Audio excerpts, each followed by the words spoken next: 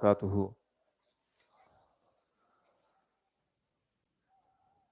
نحمده ونصلي على رسوله الكريم اما بعد فاعوذ بالله من الشيطان الرجيم بسم الله الرحمن الرحيم سبحانك لا علم لنا الا ما علمتنا انك انت العليم الحكيم ان الله وملائكته يصلون على النبي يا ايها الذين امنوا صلوا عليه وسلموا تسليما اللهم صل على سيدنا وشفينا ومولانا محمد معدن الجود والكرم وبارك وسلم صلاۃ و سلام علیک یا رسول اللہ صلی اللہ تعالیٰ علیہ وسلم۔ ہم اور آپ اپنے 10 روزہ پروگرام میں 5ویں دن شرکت کی سعادتیں حاصل کر رہے ہیں۔ اللہ رب العزت اس کو اپنی بارگاہ میں شرف قبول عطا فرمائے اور ہم سبوں پر سیدنا سرکار امام حسین رضی اللہ تعالیٰ عنہ کے فیضان کی بارش سے ہم سبوں کو کیا مالا مال فرمائے، ان کے فیضان سے مالا مال فرمائے۔ ہم نے اب تک خلفائے اربعہ یعنی حضرت ابوبکر صدیق، حضرت فاروق اعظم، حضرت عثمان غنی اور حضرت مولا کائنات حضرت علی رضی اللہ تعالیٰ عنہ مجمعین کی سیرت کے حوالے سے کچھ گفتگو کی تھی۔ آج ہم اہل بیت اکرام کے حوالے سے کچھ گفتگو کریں گے۔ اہل بیت کی فضیلت کیا ہے اور اللہ رب العزت نے ان کو کس مقام و مرتبے پر فائز فرمایا، اور اہل بیت میں آخر داخل کون ہے، کن کو اہل بیت کہا جاتا ہے۔ اعلیٰ حضرت رضی اللہ تعالیٰ عنہ کے بھائی ہیں علامہ حسن رضا خان، انہوں نے اہل بیت کرام کے حوالے سے کچھ لکھا ہے۔ آپ بیان فرماتے ہیں کہ کس زبان سے ہو بیان مدح خان اہل بیت، کس زبان سے ہو بیان مدح خان اہل بیت، مدح گوئے مصطفیٰ ہے مدح خان اہل بیت۔ ان کی پاکی کا خدائے پاک کرتا ہے بیاں، ان کی پاکی کا خدائے پاک کرتا ہے بیاں، آیا تطہیر سے ظاہر ہے شان اہل بیت۔ اور ان کے گھر میں بے اجازت جبرائیل آتے نہیں۔ ان کے گھر کی اہمیت دیکھیے کہ حضرت جبریل علیہ الصلاۃ والتسلیم جو تمام فرشتوں کے سردار ہیں، نوری مخلوق ہیں، لیکن اہل بیت اکرام کی گھر کی وہ شان ہے کہ حضرت جبریل علیہ الصلاۃ والتسلیم بھی ان کے گھر بے اجازت نہیں جاتے ہیں۔ فرماتے ہیں کہ ان کے گھر میں بے اجازت جبرائیل آتے نہیں، قدر والے جانتے ہیں قدر شان اہل بیت، قدر والے جانتے ہیں قدر شان اہل بیت۔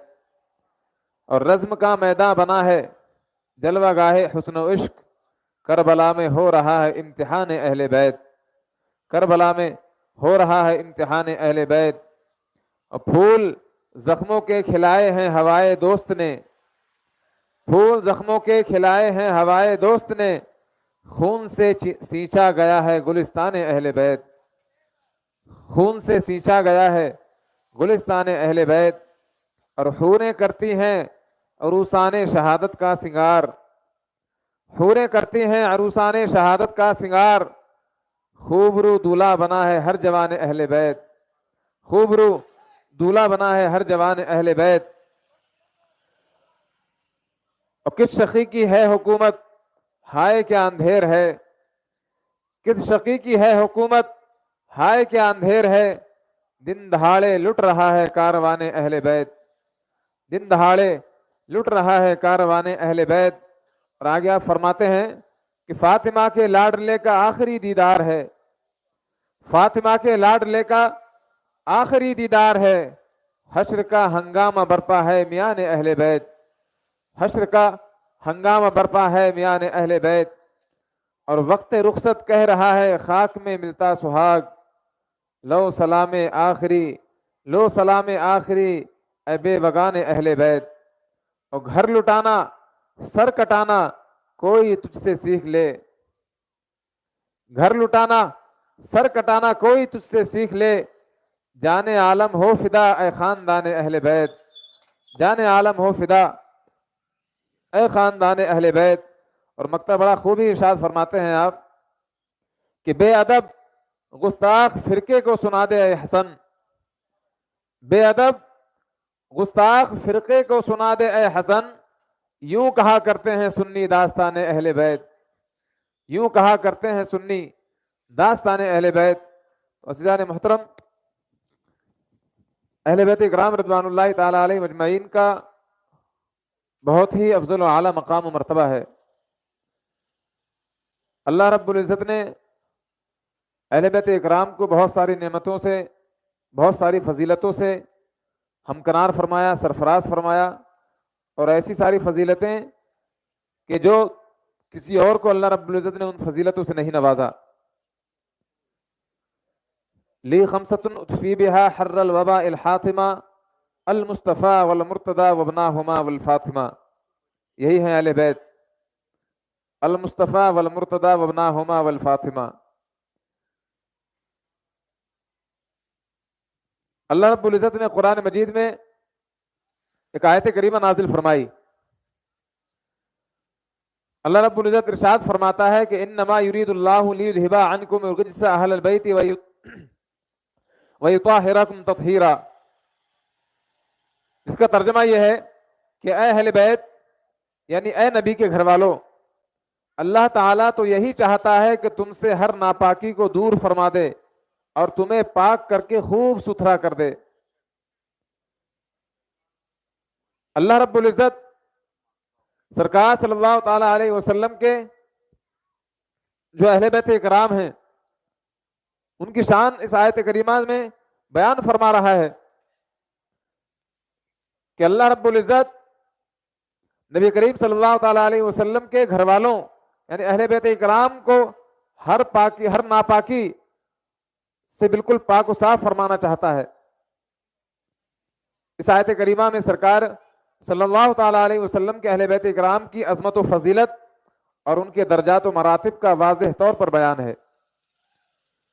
حضرت امام ابو جعفر رضی اللہ تعالی عنہ اس آیت کریمہ کی تفسیر میں بیان فرماتے ہیں کہ آل محمد یعنی صلی اللہ تعالی علیہ وسلم، اللہ تعالیٰ چاہتا ہے کہ تم سے بری باتوں اور فحش چیزوں کو دور رکھے اور تمہیں گناہوں کے میل کچیل سے صاف رکھے۔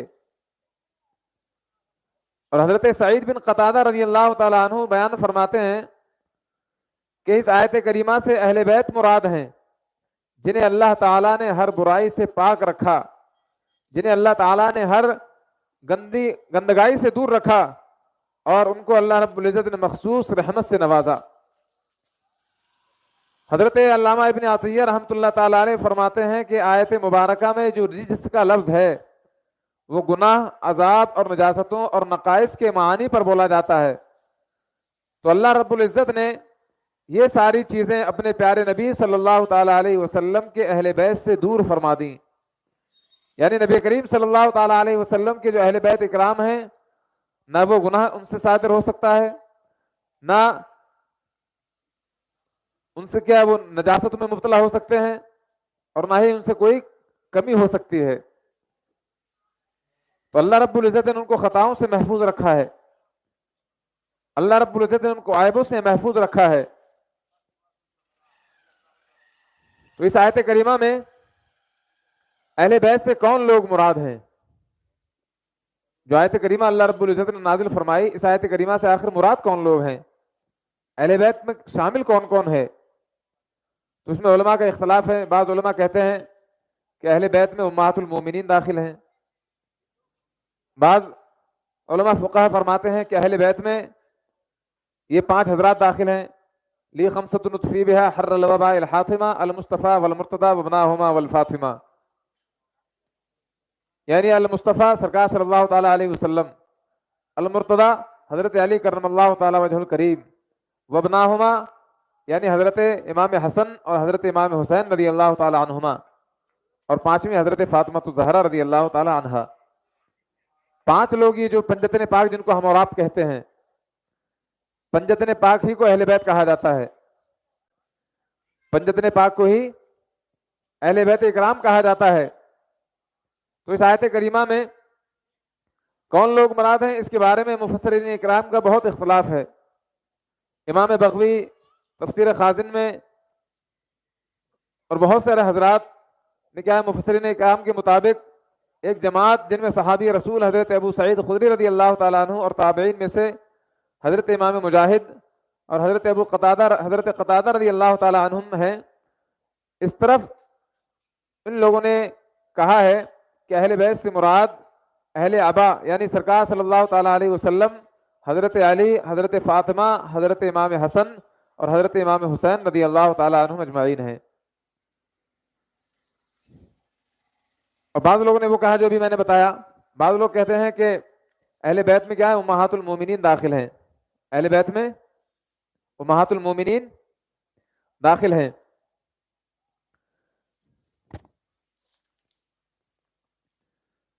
اور دوسری جماعت جس میں صحابی رسول حضرت عبداللہ ابن عباس، حضرت اکرمہ جو تابعی ہیں، ان کا موقف یہ ہے کہ اہل بیت سے امہات المومنین مراد ہیں، اس لیے کہ یا ایھا النبی کل ازواجک سے ان اللہ کان لطیفا خبیرہ تک مسلسل 7 آیت کریمہ امہات المومنین سے متعلق ہیں، تو بیچ میں ایسا کلام کیسے آ جائے گا جو ان سے متعلق نہ ہو؟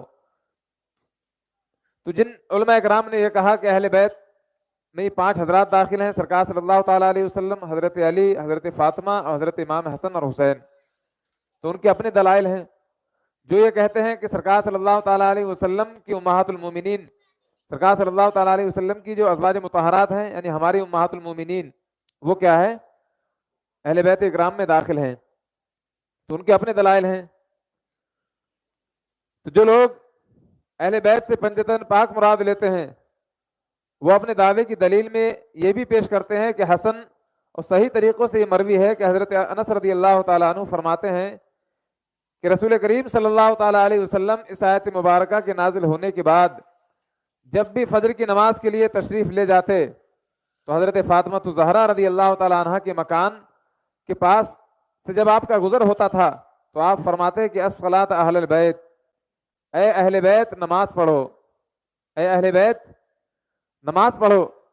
پھر آیت کریمہ انما یرید اللہ آخر تک تلاوت فرماتے تو حضرت ابو سعید خدری رضی اللہ تعالیٰ عنہ بیان فرماتے ہیں کہ رسول اللہ صلی اللہ تعالیٰ علیہ وسلم اس آیت کریمہ کے نازل ہونے کے بعد 40 روز تک صبح کے وقت حضرت فاطمہ الزہرا رضی اللہ تعالیٰ عنہ کے دروازے پر تشریف لائے اور فرمایا کہ السلام علیکم اہل البیت ورحمۃ اللہ وبرکاتہ، الصلاۃ رحمکم اللہ، یعنی اے اہل بیت تم پر خدا تعالیٰ کی سلامتی، رحمت اور برکت ہو، نماز پڑھو، تم لوگوں پر اللہ تعالیٰ رحم فرمائے گا۔ پھر آیت کریمہ انما یرید اللہ، یہ پوری آیت کریمہ اللہ رب العزت نے نازل فرمائی، اور حضرت عبداللہ ابن عباس رضی اللہ تعالیٰ عنہما سے روایت ہے کہ وہ بیان کرتے ہیں کہ سرکار صلی اللہ تعالیٰ علیہ وسلم کا یہ طریقہ 7 مہینے تک جاری رہا، یعنی جب یہ آیت کریمہ نازل ہوئی انما یرید اللہ لیذھب عنکم الرجس اہل البیت ویطہرکم تطہیرا، صحابی رسول عرض کرتے ہیں کہ سرکار صلی اللہ تعالیٰ علیہ وسلم جب فجر کی نماز پڑھنے کے لیے جاتے تھے تو حضرت فاطمہ الزہرا رضی اللہ تعالیٰ عنہ کے گھر کے پاس سے آپ کا گزر ہوتا تو آپ کیا فرماتے کہ اے اہل بیت نماز پڑھو، اس کے بعد پھر آپ یہی آیت کریمہ کیا ہے تلاوت فرماتے تھے۔ صحابی رسول بیان کرتے ہیں کہ سرکار صلی اللہ تعالیٰ علیہ وسلم کا یہ معمول تقریباً 7 مہینے تک رہا، تو اس سے پتہ چلتا ہے کہ سرکار صلی اللہ تعالیٰ علیہ وسلم کے جو اہل بیت اکرام ہیں ان سے مراد حضرت علی، حضرت فاطمہ، حضرت امام حسن اور حسین ہیں۔ اہل بیت میں یہی 5 حضرات داخل ہیں، المصطفیٰ والمرتضیٰ وابناہما والفاطمہ۔ بہرحال اہل بیت سے امہات المومنین مراد لینے والے اور پنجتن پاک مراد لینے والے دونوں گروہوں کے پاس کیا اپنے اپنے دلائل ہیں، لہذا جمہور علماء اہل سنت فرماتے ہیں کہ آیت کریمہ میں اہل بیت سے امہات المومنین اور پنجتن پاک دونوں مراد ہیں، اور انہوں نے اس لیے فرمایا کہ سارے دلائل تاکہ تمام دلائل پر کیا ہے عمل ہو جائے۔ تو اہل بیت کی فضیلت کے حوالے سے جو آیت کریمہ میں اللہ رب العزت نے ان کی فضیلت بیان فرمائی، جو ان کی عظمت و رفعت کو بیان فرمایا، اس کو ہم نے سماعت کیا۔ اللہ رب العزت نے قرآن مجید میں ایک اور آیت کریمہ نازل فرمائی، اللہ رب العزت ارشاد فرماتا ہے کہ فمن حاجک فیہ من بعد ما جاءک من العلم فقل تعالوا ندعو ابناءنا وابناءکم ونساءنا ونساءکم وانفسنا وانفسکم ثم نبتہل فنجعل لعنۃ اللہ علی الکاذبین۔ فرماتے ہیں کہ اے محبوب، پھر جو لوگ تم سے عیسیٰ علیہ السلام کے بارے میں جھگڑا کریں بعد اس کے کہ تمہارے پاس اس کا علم آ چکا ہے، تو ان سے فرما دو کہ آؤ ہم بلائیں اپنے بیٹوں کو اور تمہارے بیٹوں کو، اور اپنی عورتوں کو تمہاری عورتوں کو، اور اپنی جانوں کو اور تمہاری جانوں کو، پھر ہم مباہلہ کریں، یعنی گڑ گڑا کر دعا مانگیں تو جھوٹوں پر کیا ہے اللہ کی لعنت ڈالیں۔ اس آیت کریمہ کا پس منظر کیا ہے، شان نزول کیا ہے؟ اس آیت کریمہ کا شان نزول یہ ہے کہ نجران کے عیسائیوں کا ایک وفد، ایک گروہ سرکار صلی اللہ تعالیٰ علیہ وسلم سے مناظرہ کرنے کے لیے مدینہ طیبہ آیا۔ نجران کے عیسائی سرکار صلی اللہ تعالیٰ علیہ وسلم سے مناظرہ کرنے کے لیے مدینہ طیبہ میں آئے اور حضور سے کہا کہ آپ گمان کرتے ہیں کہ عیسیٰ علیہ السلام اللہ کے بندے ہیں؟ عیسائی جو ہیں حضرت عیسیٰ علیہ الصلوۃ والتسلیم کو اللہ کا بیٹا مانتے ہیں، معاذ اللہ، اللہ کا بیٹا مانتے ہیں۔ اور عیسائیوں میں بھی تین گروہ ہیں، ایک گروہ عیسائیوں کو کہتا ہے کہ وہ خود خدا ہے، ایک گروہ یہ کہتا ہے کہ نہیں بیٹے ہیں، ایک گروہ کیا کہتا ہے کہ بیٹے ہیں، ٹھیک ہے۔ تو عیسائی سرکار صلی اللہ تعالیٰ علیہ وسلم سے مناظرہ کرنے کے لیے مدینہ طیبہ میں آیا اور کہا کہ آپ یہ گمان کرتے ہیں کہ عیسیٰ علیہ السلام اللہ کے بندے ہیں؟ آپ نے فرمایا کہ ہاں بے شک وہ اللہ کے بندے، اس کے رسول اور اس کے کلمے ہیں جو کماری مریم کی طرف القاء کیے گئے۔ یہ سن کر عیسائی بہت غصے میں ہوئے اور کہنے لگے اے محمد، کیا آپ نے کبھی بے باپ کا انسان دیکھا ہے؟ کیا آپ نے کبھی بے باپ کا انسان دیکھا ہے؟ اللہ رب العزت ہر ممکن شے پہ قادر ہے۔ حضرت عیسیٰ علیہ الصلوۃ والتسلیم کو اللہ رب العزت نے بلا باپ کے پیدا فرمایا، بنا باپ کے پیدا فرمایا۔ اب اندازہ لگائیے کہ بنا باپ کے پیدا کرنا ممکن ہے یا دونوں کے بغیر پیدا کرنا ممکن ہے؟ آسانی کس میں ہے؟ مشکل کیا ہے دونوں میں؟ بنا ماں باپ کے یا صرف بنا باپ کے؟ آسانی کس میں ہے؟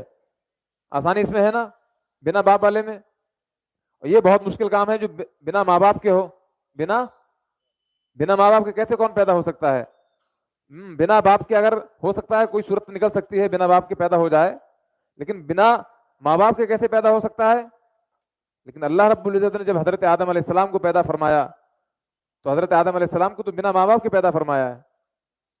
تو اللہ رب العزت جب حضرت آدم علیہ السلام کو بنا ماں باپ کے پیدا کرنے پر قادر ہے تو حضرت عیسیٰ علیہ السلام کو بنا باپ پر پیدا کرنے پر قادر نہیں ہے؟ تو وہ اپنے عقلی گھوڑے دوڑا رہے تھے عیسائی کہ اے محمد، کیا کوئی انسان بغیر باپ کے پیدا ہو سکتا ہے؟ اس سے ان کا مطلب یہ تھا کہ حضرت عیسیٰ علیہ الصلوۃ والتسلیم جو ہیں وہ اللہ کے بیٹے ہیں، معاذ اللہ۔ حضور علیہ الصلوۃ والسلام نے فرمایا کہ حضرت عیسیٰ تو صرف بغیر باپ ہی کے پیدا کیے گئے، اور حضرت آدم علیہ الصلوۃ والسلام تو ماں اور باپ دونوں کے بغیر پیدا کیے گئے۔ تو جب انہیں اللہ رب العزت کا بندہ مانتے ہو تو حضرت عیسیٰ علیہ السلام کو اللہ کا بندہ ماننے میں کیا تعجب ہے؟ یا تم حضرت آدم علیہ السلام کو اللہ کا بندہ مانتے ہو جس کو اللہ رب العزت نے بنا ماں باپ کے پیدا کیا ہے، تو حضرت عیسیٰ علیہ السلام کو تم اللہ کا بندہ کیوں نہیں مانتے ہو؟ تو سرکار صلی اللہ تعالیٰ علیہ وسلم نے واضح طور پر واضح دلیل کے ساتھ حق کو بیان فرما دیا، مگر عیسائی برابر جھگڑتے رہے اور اپنی معاندانہ روش سے باز نہ آئے، تو اللہ تعالیٰ نے یہ آیت کریمہ نازل فرمائی کہ آ جاؤ، تم اپنے بچے لے آؤ، ہم اپنے بچوں کو لے کے آئیں گے، تم اپنی عورتوں کو لے کر آؤ، ہم اپنی عورتوں کو لے کر کے آئیں گے، تم اپنی جان لے کر آؤ، ہم اپنی جان لے کر آئیں گے، اور پھر دونوں مباہلہ کریں گے، دونوں مباہلہ کریں گے۔ تب اللہ رب العزت نے اس موقع پر یہ آیت کریمہ نازل فرمائی اور سرکار صلی اللہ تعالیٰ علیہ وسلم کو حکم فرمایا کہ عیسائیوں کو مباہلے کی دعوت دو، عیسائیوں کو مباہلے کا چیلنج دو، عیسائیوں سے مقابلہ کرو، مباہلہ کرو۔ سرکار صلی اللہ تعالیٰ علیہ وسلم نے جب اللہ رب العزت کے فرمان کے مطابق نجران کے عیسائیوں کو مباہلہ کی دعوت دی اور آیت کریمہ پڑھ کر سنائی، تو عیسائی کہنے لگے کہ ہم غور اور مشورہ کر لیں، پھر کل آپ کو جواب دیں گے۔ جب وہ لوگ جمع ہوئے تو انہوں نے اپنے سب سے بڑے پادری اور صاحب الرائے شخص عاقب سے کہا کہ اے عبد المسیح، اس معاملے میں آپ کی کیا رائے ہے؟ اس نے کہا کہ اے جماعت نصارہ، تم پہچان چکے ہو کہ محمد صلی اللہ تعالیٰ علیہ وسلم نبی مرسل ضرور ہیں، تو اگر تم نے ان سے مباہلہ کیا تو تم سب کے سب ہلاک ہو جاؤ گے۔ یہ کون کہہ رہا ہے؟ انہیں عیسائیوں کا سب سے بڑا پادری کہہ رہا ہے۔ یہ عیسائی جو تھے وہ مشورہ کرنے کے لیے گئے تھے اپنے سب سے بڑے پادری سے کہ سرکار صلی اللہ تعالیٰ علیہ وسلم ایسا ایسا کہہ رہے ہیں کہ ہم ان سے مقابلہ کر لیں، مباہلہ کر لیں۔ تو اس پادری نے کہا کہ اگر تم نے ان سے مقابلہ کیا تو تم سب کے سب ہلاک ہو جاؤ گے۔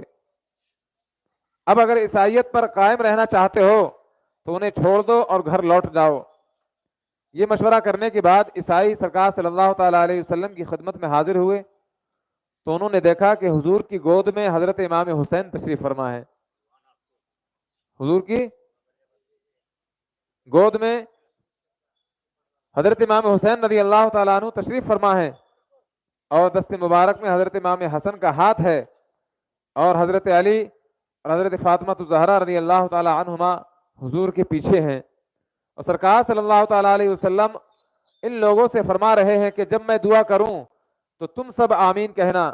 نجران کے سب سے بڑے پادری عبد المسیح نے جب ان حضرات کو دیکھا تو کہنے لگا اے جماعت نصارہ، انی لا ارى وجوہا لو سأل اللہ ان یزیل جبلا من مکانہ لازالہ، یعنی بے شک میں ایسے چہرے دیکھ رہا ہوں کہ اگر یہ لوگ اللہ تعالیٰ سے پہاڑ کو ہٹانے کی دعا کریں تو اللہ تعالیٰ ان کی دعا سے اس پہاڑ کو اپنی جگہ سے ہٹا دے گا۔ پھر پادری نے کہا کہ اگر ان سے مباہلہ کرو گے تو ہلاک ہو جاؤ گے، اور قیامت تک روئے زمین پر کوئی عیسائی باقی نہیں رہے گا، اس لیے ان سے مقابلہ مت کرو۔ عیسائیوں نے پادری کی بات مان لی اور جزیہ دینا منظور کیا، ٹیکس دینا منظور کیا، مگر مباہلے کے لیے ہرگز تیار نہیں ہوئے۔ رسول کائنات صلی اللہ تعالیٰ علیہ وسلم نے فرمایا کہ قسم ہے اس ذات کی کہ جس کے قبضہ قدرت میں میری جان ہے کہ نجران والوں پر عذاب بالکل قریب آ چکا تھا، اگر وہ ہم سے مباہلہ کرتے تو بندروں اور سوروں کی صورت میں ان کو تبدیل کر دیا جاتا، اور عذاب الہی کی آگ سے جنگل جل جاتے، نجران اور وہاں کے رہنے والے چرند و پرند تک نیست و نابود ہو جاتے، اور 1 سال کی مدت میں تمام روئے زمین کے عیسائی ہلاک و برباد ہو جاتے۔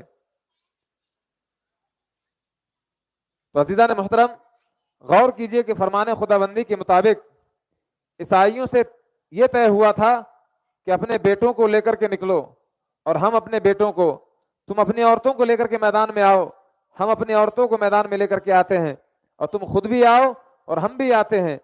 اس موقع پر سرکار صلی اللہ تعالیٰ علیہ وسلم نے پوری دنیا اسلام میں جن پاک اور برگزیدہ ہستیوں کا انتخاب فرمایا وہ کوئی اور نہیں بلکہ یہی پنجتن پاک تھے، حضرت علی، حضرت فاطمہ، حضرت حسن اور حضرت امام حسین رضی اللہ تعالیٰ عنہ اجمعین۔ یہی حضرات تھے جن کو سرکار صلی اللہ تعالیٰ علیہ وسلم نے منتخب کیا۔ ترمذی شریف کی ایک حدیث پاک ہے جس کے راوی حضرت اسامہ بن زید رضی اللہ تعالیٰ عنہ ہیں، بیان کرتے ہیں کہ سرکار صلی اللہ تعالیٰ علیہ وسلم نے حضرت امام حسن اور حضرت امام حسین رضی اللہ تعالیٰ عنہما کے بارے میں ارشاد فرمایا، ہاذان ابنایا، یعنی یہ دونوں میرے بیٹے ہیں۔ ہاذان ابنایا، یہ دونوں میرے بیٹے ہیں۔ یہی وجہ ہے کہ جب مباہلے کے لیے اپنے بیٹوں کو لے کر میدان میں نکلنا ہوا تو حسنین کریمین کو سرکار صلی اللہ تعالیٰ علیہ وسلم لے کر کے آئے، اور اسی سبب سے حضرت امام حسن اور حضرت امام حسین رضی اللہ تعالیٰ عنہما آج تک ابن رسول اللہ کہے جاتے ہیں، یعنی رسول اللہ صلی اللہ علیہ وسلم کے بیٹے کہے جاتے ہیں، اور قیامت تک ایسے ہی کہے جائیں گے۔ حضرت امام حسنین کریمین رضی اللہ تعالیٰ عنہما سرکار صلی اللہ تعالیٰ علیہ وسلم کے بیٹے ہیں۔ کیسے بیٹے ہیں؟ حدیث پاک میں ہے، جس کے راوی حضرت سعد بن وقاص رضی اللہ تعالیٰ عنہ ہیں۔ وہ فرماتے ہیں کہ اللہ کے رسول صلی اللہ تعالیٰ علیہ وسلم جب ان حضرات کو اپنے ساتھ لے کر مباہلے کے لیے مکان سے باہر نکلے تو سرکار صلی اللہ تعالیٰ علیہ وسلم نے فرمایا अल्लाहुम्मा हाउलाई अहलु बैती, اے اللہ یہ لوگ میرے اہل بیت ہیں، اے اللہ یہ لوگ میرے اہل بیت ہیں۔ تو عزیزان محترم، یہاں سرکار صلی اللہ تعالیٰ علیہ وسلم نے اپنا اہل بیت ان کو فرما کر اس بات کی تصدیق فرما دی کہ اہل بیت سے مراد حضرت مولا علی، حضرت فاطمہ اور حضرت حسنین کریمین رضوان اللہ تعالیٰ علیہ مجمعین ہیں۔ اہل بیت کے کرام کی شان میں اور بھی بہت ساری آیت کریمہ نازل ہوئی ہیں۔ حضرت عبداللہ ابن عباس رضی اللہ تعالیٰ عنہما سے روایت ہے کہ حسنین کریمین رضی اللہ تعالیٰ عنہما بیمار ہوئے تو سرکار صلی اللہ تعالیٰ علیہ وسلم اور صحابہ کرام عیادت کے لیے تشریف لائے۔ کسی نے حضرت علی رضی اللہ تعالیٰ عنہ کو یہ مشورہ دیا کہ آپ نظر مانیں۔ نظر جیسے کہ ہم اور آپ آج بھی نظر مانتے ہیں کہ کسی بچے کی طبیعت خراب ہوگی ہمارے تو ہم کہہ دیتے ہیں کہ اے اللہ اس کو شفا عطا فرما، میں 2 روزے رکھوں گا یا صدقہ کروں گا یا نمازیں پڑھوں گا، اتنی رکعت نفلی نماز پڑھوں گا۔ تو نظر کسے کہتے ہیں؟ پہلے نظر سن لیجئے۔ نظر کہا کس کو جاتا ہے؟ نظر کہا جاتا ہے کہ شریعت مطہرہ میں وہ کام جو شریعت کی طرف سے بندوں کی طرف لازم نہ ہو، لیکن جب بندہ اس کو انجام اگر دے گا تب وہ بندے کے اوپر لازم ہو جائے گا۔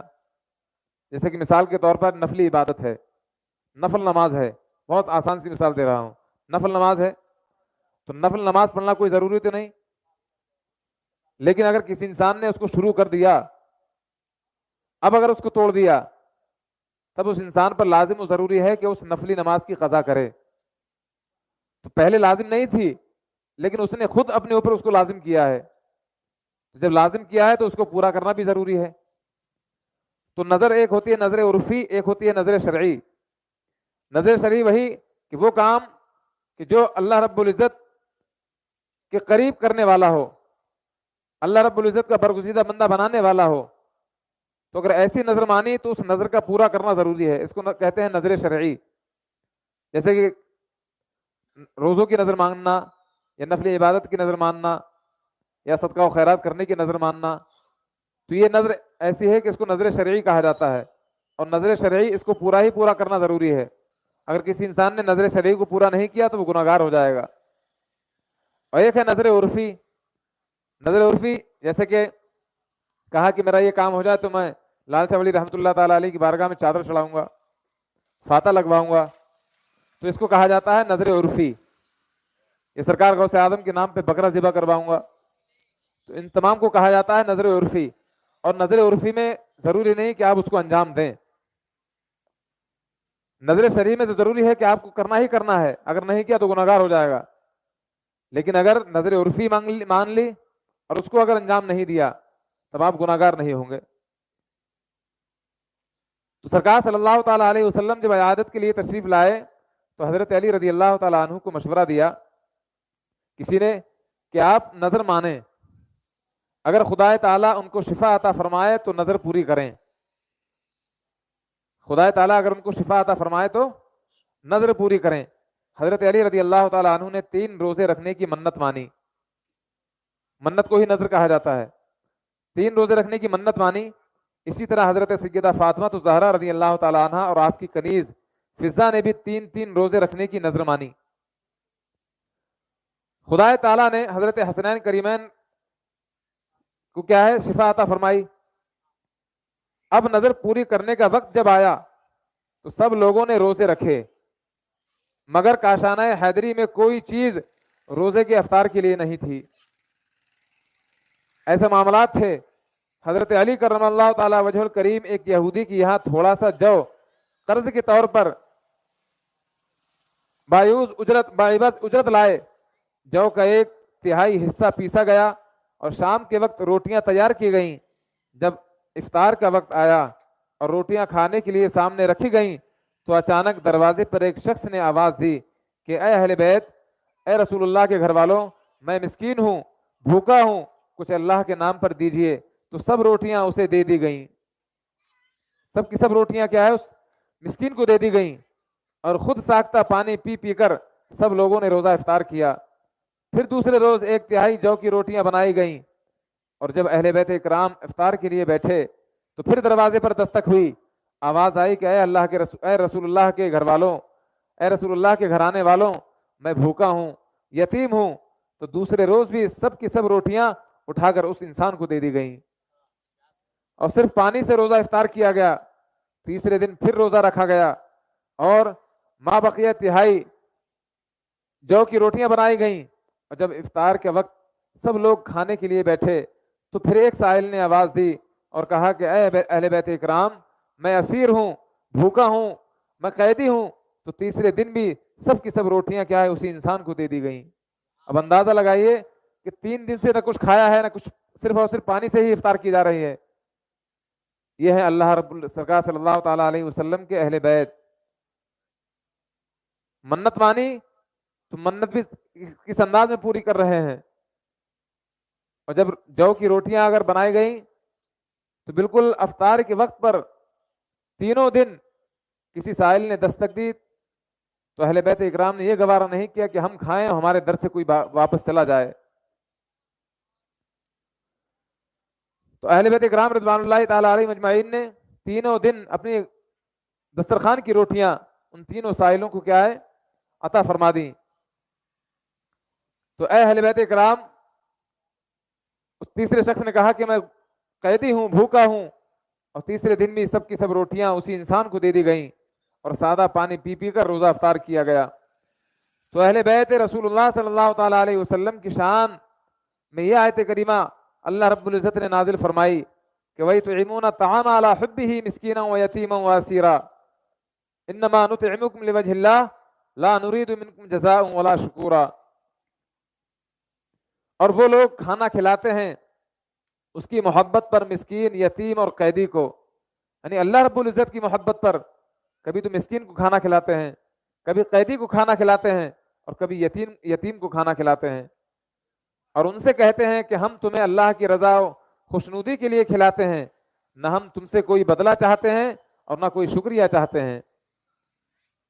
کیسے دل والے لوگ تھے یہ ہے سخاوت اہل بیت کہ جس کی مثال دنیا میں نہیں ملتی، کہ 3 دن مسلسل صرف پانی پی پی کر روزہ افطار کرتے ہیں، مگر سائلوں کو اپنے دروازے سے محروم نہیں فرماتے، اور ان پر یہ بات بھی واضح کر دیتے ہیں کہ اس بھلائی کا وہ ان سے کوئی بدلہ نہیں طلب کریں گے، بلکہ وہ یہ بھی نہیں چاہتے کہ ان کا شکریہ ادا کیا جائے اور لوگوں کے سامنے ان کی سخاوت کا چرچا کیا جائے، اس لیے کہ یہ کام انہوں نے خالصاً لوجہ اللہ، صرف اللہ رب العزت کی رضا جوئی، اللہ رب العزت کی خوشنودی کے لیے کیا تھا، کوئی نام و نمود کے لیے کام نہیں کیا تھا۔ جو انسان نام و نمود کے لیے کام کرتا ہے تو ان تمام چیزیں وہ اپنے ذہن میں رکھتا ہے، لیکن وہ سرکار صلی اللہ تعالیٰ علیہ وسلم کے گھرانے والے تھے، وہ سرکار صلی اللہ تعالیٰ علیہ وسلم کی تربیت یافتہ تھے، ان کے دل میں کیسا ایسا شائبہ پیدا ہو سکتا ہے؟ تو اللہ رب العزت نے اہل بیت اکرام رضوان اللہ تعالیٰ علیہ مجمعین کی آیت مبارکہ میں، قرآن مجید میں نازل، جن کی شان میں جو آیت کریمہ تھی ان کو نازل فرمایا، جیسا کہ ہم اور آپ نے ابھی سنا۔ اہل بیت اکرام کی فضیلت احادیث مبارکہ میں بھی بہت ساری آئی ہیں۔ اہل بیت اکرام کی تعریف و توصیف اور ان کی مدح و ستائش سرکار صلی اللہ تعالیٰ علیہ وسلم کی مبارک زبان سے سرکار نے ارشاد فرمائی ہیں۔ مسلم شریف کی ایک حدیث پاک ہے جس کے راوی حضرت زید بن ارقم رضی اللہ تعالیٰ عنہ ہیں۔ وہ بیان کرتے ہیں کہ ایک روز سرکار صلی اللہ تعالیٰ علیہ وسلم نے مکہ معظمہ اور مدینہ طیبہ کے درمیان مقام جحفہ میں غدیر خم کے پاس کھڑے ہو کر خطبہ فرمایا۔ تو پہلے آپ نے اللہ تعالیٰ کی حمد و ثنا بیان کی، پھر آپ نے ہم لوگوں کو وعظ و نصیحت فرمائی، اس کے بعد آپ نے ارشاد فرمایا کہ اے لوگو، میں انسان ہوں، قریب ہے کہ میرے رب کا بھیجا ہوا فرشتہ یعنی ملک الموت میرے پاس آئے تو میں خدا تعالیٰ کے حکم کو قبول کروں، وَأَنَا تَارِكٌ فِيكُمُ الثَّقَلَيْنِ، اور میں تم میں 2 نفیس گراں قدر عظیم چیزیں چھوڑ کر کے جا رہا ہوں۔ اولہما کتاب اللہ فیہ الہدی والنور، ان میں سے پہلی چیز اللہ تعالیٰ کی کتاب یعنی قرآن مجید ہے جس میں ہدایت اور نور ہے، تو خدا تعالیٰ کی کتاب پر عمل کرو اور اسے مضبوطی سے تھامے رہو۔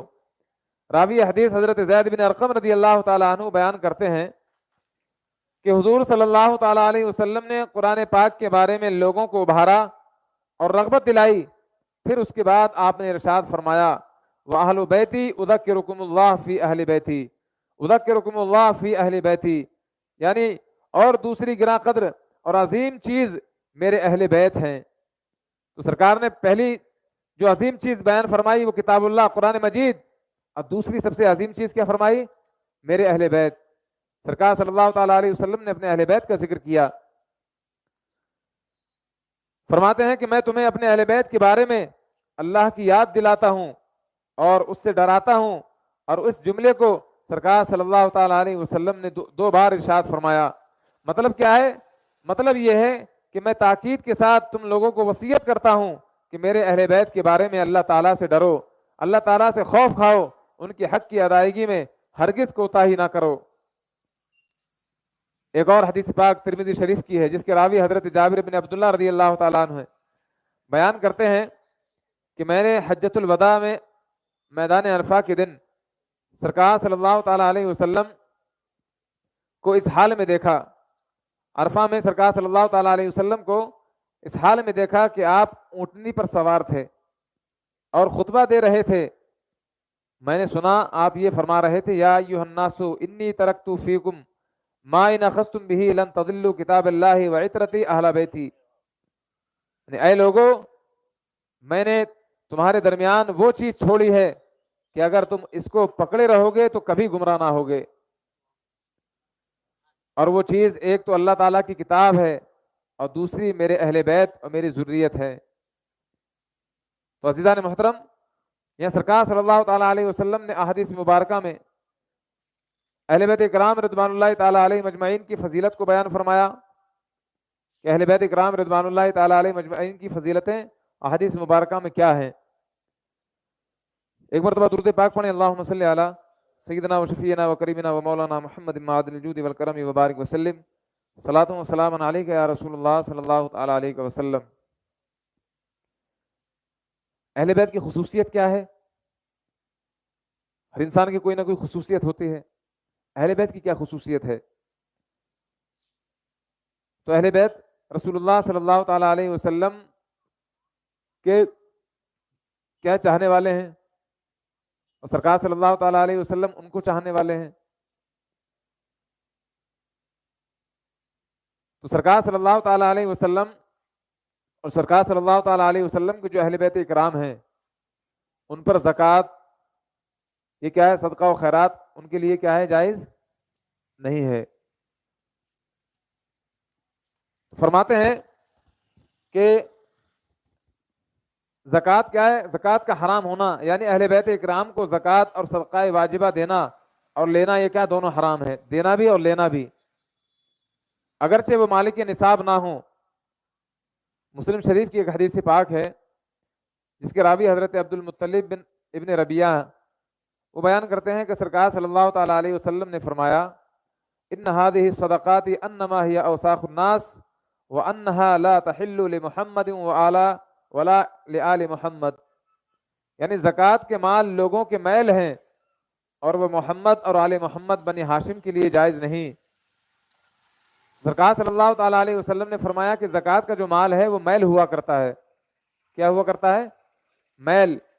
تو زکوٰۃ کا جو مال ہے، تو مالک جو زکوٰۃ کے مصارف ہیں، تو زکوٰۃ کا مال انہی کو دینا چاہیے، لیکن شریعت اسلامیہ ایک کیسا نظام قائم فرماتی ہے کہ جو انسان مسکین ہے، فقیر ہے، یتیم ہے، واقعی وہ زکوٰۃ کے اگر مصارف میں داخل ہیں تو جو اہل ثروت ہیں ان کو یہ حکم ہے کہ اپنی زکوٰۃ نکال کر کے ان کو دیں تاکہ ان کی بھی زندگی سکون اور امن و شانتی کے ساتھ گزرتی رہے، اطمینان و سکون کے ساتھ وہ بھی اپنی زندگی گزارتے رہیں۔ تو ایک حکم تو اس کو دیا جا رہا ہے کہ اپنی زکوٰۃ ان غریب مسکینوں کو دے، دوسرا حکم اس کے لیے دیا جا رہا ہے کہ تو صرف اسی بات پر اکتفا مت کر کے ہمیں ہر سال زکوٰۃ ملتی رہے گی، بلکہ یہ بھی ذہن میں رکھ کہ زکوٰۃ جو ہے وہ مال کا ایک میل کچیل ہوتا ہے، زکوٰۃ جو ہے وہ مال کا ایک میل کچیل ہوتا ہے، وہ تجھے دیا جا رہا ہے، تو ابھی تو فی الحال تو اس سے لے کر کے اپنا کام چلا لے، لیکن آئندہ اپنی پوزیشن کو اتنی مضبوط کر کہ تو زکوٰۃ لینے والا نہیں بلکہ دینے والا بن جائے۔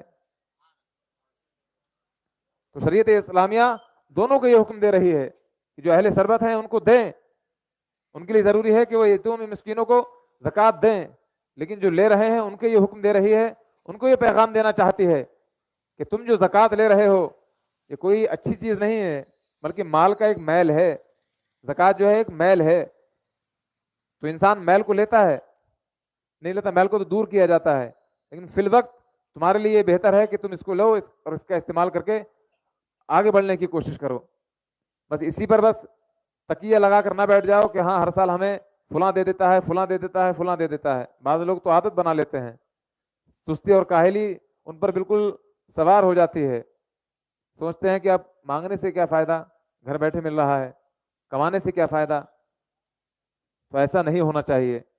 اللہ رب العزت نے آپ کو تمام چیزوں سے صحیح و سالم جب بنایا ہے، بعض اوقات تو میں نے ایسے لوگوں کو دیکھا ہے کہ جن کے پیر بالکل بھی کمزور رہتے ہیں، جو اس ٹھیلے پہ بیٹھ کے چلتے ہیں اس پر بھی وہ کیا ہے اپنی سواریاں وہ تجارت کرتے رہتے ہیں، کوئی سبزیاں بیچتا ہے، کوئی فروٹ بیچتا ہے۔ تو انسان کو اپنے اندر خودداری پیدا کرنا چاہیے۔ جو انسان خوددار ہوتا ہے وہ ہمیشہ آگے بڑھنے کی کوشش کرتا ہے، جو چاپلوس ہوتا ہے وہ ادھر کی ادھر لگاتا ہی رہتا ہے۔ اللہ پاک ہم سب کو توفیق خیر سے نوازے۔ تو سرکار صلی اللہ تعالیٰ علیہ وسلم کے اس کلام میں بہترین تشبیہ ہے کہ آپ نے زکوٰۃ کو اوساخ الناس یعنی لوگوں کے میل اس لیے فرمایا کہ وہ ان کی آلود گوئیوں کو پاک کرتی ہے اور ان کے اموال و نفوس کو صاف کرتی ہے۔ خداوند قدوس کا ارشاد ہے کہ خذ من اموالہم صدقۃ تطہرہم وتزکیہم بہا، کہ اے محبوب ان کے مال میں سے زکوٰۃ لو اور اس زکوٰۃ کے ذریعے انہیں پاک و صاف کرو۔ امام مسلم رضی اللہ تعالیٰ عنہ نے اپنی کتاب میں ایک حدیث کو نوٹ کیا جس کے راوی حضرت ابو ہریرہ رضی اللہ تعالیٰ عنہ ہیں۔ بیان کرتے ہیں کہ ایک دن حضرت امام حسن رضی اللہ تعالیٰ عنہ نے زکوٰۃ کی ایک کھجور اٹھائی اور منہ میں رکھ لی۔ حضرت امام حسن نے زکوٰۃ کی ایک کھجور اٹھائی اور اس کو منہ میں رکھ لیا، تو سرکار صلی اللہ تعالیٰ علیہ وسلم نے فرمایا کہ کخ کخ، یہ حدیث کے الفاظ ہیں، کخ کخ، اس کا معنی آتا ہے چھی چھی۔ جیسے کوئی چھوٹا بچہ اگر کچھ شرارت کرنے لگے یا کسی گندی چیز کے پاس چلا جائے تو ہم اور آپ کیا کہتے ہیں، چھی چھی بیٹا گندی بات یہاں مت جاؤ۔ وہی حضرت امام حسن رضی اللہ تعالیٰ عنہ کے ساتھ ہوا۔ حضرت امام حسن رضی اللہ تعالیٰ عنہ نے ایک زکوٰۃ کا جو کھجور کا ٹوکرا آیا تھا اس میں سے کھجور اٹھا کر کے اپنے منہ میں رکھ لی۔ سرکار صلی اللہ تعالیٰ علیہ وسلم فرماتے ہیں کخ کخ، چھی چھی، اسے پھینک دو۔ اس کے بعد سرکار صلی اللہ تعالیٰ علیہ وسلم نے فرمایا اما شعرتا ان لا ناکل الصدقہ، کیا تمہیں معلوم نہیں کہ ہم لوگ زکوٰۃ نہیں کھایا کرتے ہیں؟ کہ ہمیں معلوم نہیں کہ ہم لوگ زکوٰۃ نہیں کھایا کرتے ہیں، ہمارے لیے زکوٰۃ کھانا حلال نہیں ہے؟ یہ سرکار صلی اللہ تعالیٰ علیہ وسلم کی اور سرکار کے گھرانے کی شان تھی۔ اب غور کیجئے اس نقطے پر کہ سرکار صلی اللہ تعالیٰ علیہ وسلم نے حضرت امام حسن رضی اللہ تعالیٰ عنہ جو ایک معمولی سی کھجور کھا لی تھی زکوٰۃ کی، تو سرکار صلی اللہ تعالیٰ علیہ وسلم نے ان کو فوراً وہی تنبیہ فرمائی۔ آج ہم اور آپ غور کیجئے کہ آج ہم اور آپ اپنے بچوں کو کیا کیا کھلا دیتے ہیں، دیکھتے بھی نہیں کہ رزق حلال ہے کہ رزق حرام ہے۔ اور اگر کوئی چیز کسی انسان کی اٹھا کر کے کھا لے تو والدین کہتے ہیں کوئی بات نہیں، چھوٹی سی تو چیز ہے۔ وہ چھوٹی چیز کل جا کر اس کا بہت بڑا نتیجہ نکلتا ہے، کیونکہ انسان کے اندر کوئی بھی شرارت ہوتی ہے تو وہ ایک دم پورا شریر نہیں بن جاتا ہے، بلکہ رفتہ رفتہ رفتہ رفتہ رفتہ رفتہ تھوڑا تھوڑا، جیسے کہتے ہیں نا قطرہ قطرہ قطرہ کر کے پورا وہ گھڑا بھر جاتا ہے، قطرہ قطرہ دریا میں شبت۔ تو وہی جب تھوڑا چھوٹا چھوٹا چھوٹا چھوٹا کر کے آپ کے سامنے جو اس نے آج چھوٹی شرارت کی ہے، اگر آپ نے اس سے کچھ نہیں کہا تو وہی کل بڑی شرارت میں تبدیل ہو جائے گی۔ لیکن آج آپ نے اس پر کیا گرفت لگا دی تو اس کی جرت اور ہمت نہیں ہوگی کل وہ آپ کے سامنے اسی شرارت کو کر سکے۔ تو حضرت امام حسن رضی اللہ تعالیٰ عنہ نے کھجور اٹھا کر کے کھا لی۔ سرکار صلی اللہ تعالیٰ علیہ وسلم نے وہاں فوراً ان کو تنبیہ فرمائی کہ آپ نہیں جانتے کہ ہم لوگ کیا ہے زکوٰۃ نہیں کھاتے ہیں؟ تو یہ پہلی خصوصیت ہوئی اہل بیت کرام رضوان اللہ تعالیٰ علیہ مجمعین کی کہ وہ ان کے لیے زکوٰۃ کا مال کھانا جائز نہیں تھا، نہ لینا اور نہ دینا دونوں۔ دوسری خصوصیت یہ ہے اہل بیت کرام کی کہ آپ کا حسب و نسب میں سارے انسانوں سے افضل و اعلیٰ ہونا یہ بالکل نمایاں ہے۔ حضرت عبداللہ ابن عمر رضی اللہ تعالیٰ عنہما سے مروی ہے کہ رسول کریم صلی اللہ تعالیٰ علیہ وسلم نے فرمایا کہ اللہ تعالیٰ نے حضرت اسماعیل علیہ السلام کی اولاد میں یہ قبیلہ کنانہ کو منتخب فرمایا، کنانہ میں سے قریش کو، اور قریش میں سے بنو ہاشم کو، اور بنو ہاشم میں سے مجھے منتخب فرمایا۔ تو حضرت عبداللہ ابن عمر رضی اللہ تعالیٰ عنہما سے مرفوعاً ایک اور حدیث پاک روایت ہے، آپ بیان کرتے ہیں کہ اللہ تعالیٰ نے مخلوق پیدا فرمائی تو اس میں سے بنی آدم کو منتخب فرمایا، پھر بنی آدم میں سے عرب کو، عرب میں سے مدر کو، اور مدر میں سے قریش کو، اور قریش میں سے بنی ہاشم کو، پھر بنی ہاشم میں سے مجھے منتخب فرمایا، تو میں بہترین لوگوں میں سے بہترین لوگوں کی طرف منتقل ہوتا رہا۔ سرکار صلی اللہ تعالیٰ علیہ وسلم بیان فرماتے ہیں۔ اس کے بعد ایک اور تیسری حدیث مبارکہ جس کی روایت حضرت عائشہ صدیقہ ام المومنین رضی اللہ تعالیٰ عنہ بیان کرتی ہیں، آپ بیان فرماتے ہیں کہ رسول اللہ صلی اللہ تعالیٰ علیہ وسلم نے فرمایا کہ جبریل امین نے مجھے کہا کہ میں نے زمین کے مشرق و مغرب الٹ ڈالے، لیکن میں نے سرکار صلی اللہ تعالیٰ علیہ وسلم سے افضل کسی کو نہیں پایا۔ جبریل علیہ الصلوۃ والتسلیم جو تمام ملائکہ کے سردار ہیں، وہ کہتے ہیں کہ میں نے مشرق و مغرب کو لوٹ پوٹ کر کے دیکھ لیا، لیکن سرکار صلی اللہ تعالیٰ علیہ وسلم سے زیادہ حسین و جمیل میں نے کسی کو دیکھا ہی نہیں۔ اعلیٰ حضرت رضی اللہ تعالیٰ عنہ فرماتے ہیں کہ یہی بولے سدرا والے، چمنے جہاں کے تھالے سبھی میں نے چھان ڈالے، تیرے پائے کا نہ پایا، تجھے یک نے یک بنایا، تجھے یک نے یک بنایا۔ اور حضرت جبریل علیہ الصلوۃ والتسلیم نے کہا کہ میں نے زمین کے مشرق و مغرب چھان ڈالے، مگر مجھے بنو ہاشم سے زیادہ فضیلت والے کسی باپ کے بیٹے نہیں ملے۔ تو سرکار صلی اللہ تعالیٰ علیہ وسلم تمام لوگوں میں سب سے افضل و اعلیٰ ہیں۔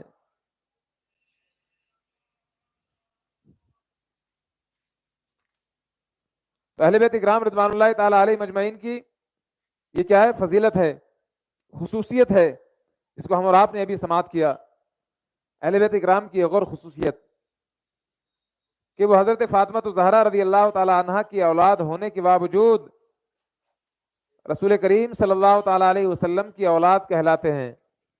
یعنی اہل بیت اکرام حضرت حسنین کریمین رضی اللہ تعالیٰ عنہما یہ کس کی اولاد ہیں؟ حضرت علی، حضرت فاطمہ کی، لیکن اس کے باوجود بھی سرکار صلی اللہ تعالیٰ علیہ وسلم کی اولاد کہلاتے ہیں۔ تو یہ ان کی ایک خصوصیت ہے، اور صحیح نسب کے ساتھ آپ ہی کی طرف منسوب ہیں۔ امام طبرانی نے ایک حدیث پاک کو نقل کیا، بیان کرتے ہیں کہ سرکار صلی اللہ تعالیٰ علیہ وسلم نے فرمایا ان اللہ عز وجل جعل ذریۃ کل نبی فی صلبہ وان اللہ تعالی جعل ذریۃ فی صلب علی بن ابی طالب، یعنی اللہ تعالیٰ نے ہر نبی کی اولاد ان کی پشت میں رکھی، اور میری اولاد علی بن ابی طالب کی پشت میں رکھی۔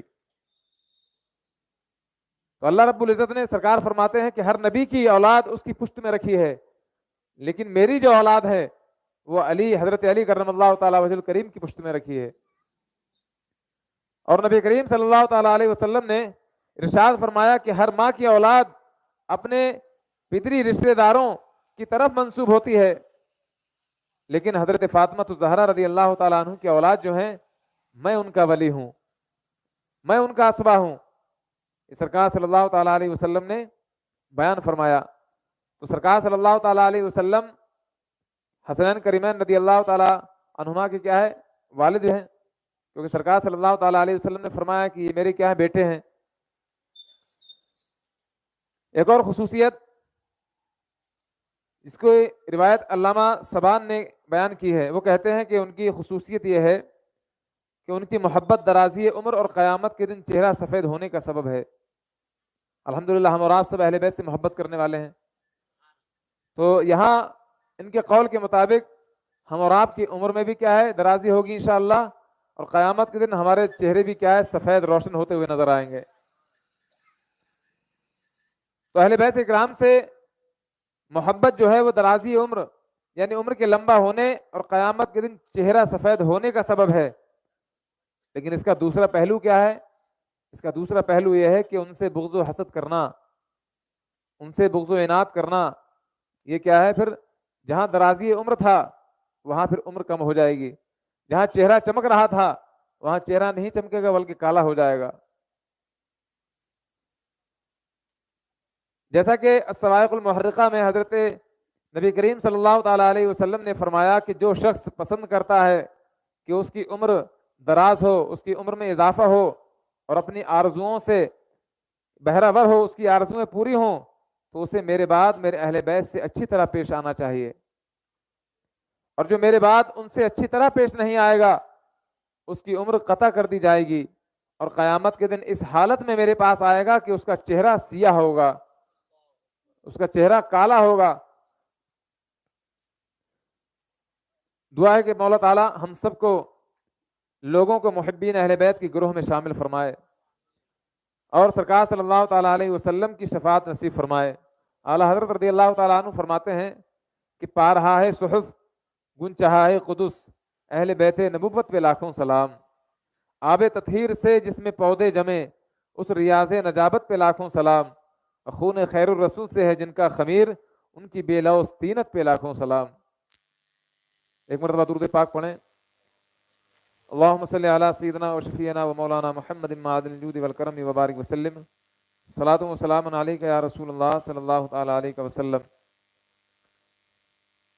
تو اہل بیت اکرام کی فضیلت قرآن کی روشنی میں، حدیث کی روشنی میں ہم اور آپ نے ابھی سماعت کی، اور ان کی خصوصیت کیا تھی، چند خصوصیتوں کو ابھی آپ کے سامنے بیان کیا گیا۔ اللہ رب العزت نے قرآن مجید میں ایک آیت کریمہ نازل فرمائی، قُلْ لَا أَسْأَلُكُمْ عَلَيْهِ أَجْرًا إِلَّا الْمَوَدَّةَ فِي الْقُرْبَى۔ مفسرین اکرام اس آیت کریمہ کی تفسیر میں بیان فرماتے ہیں،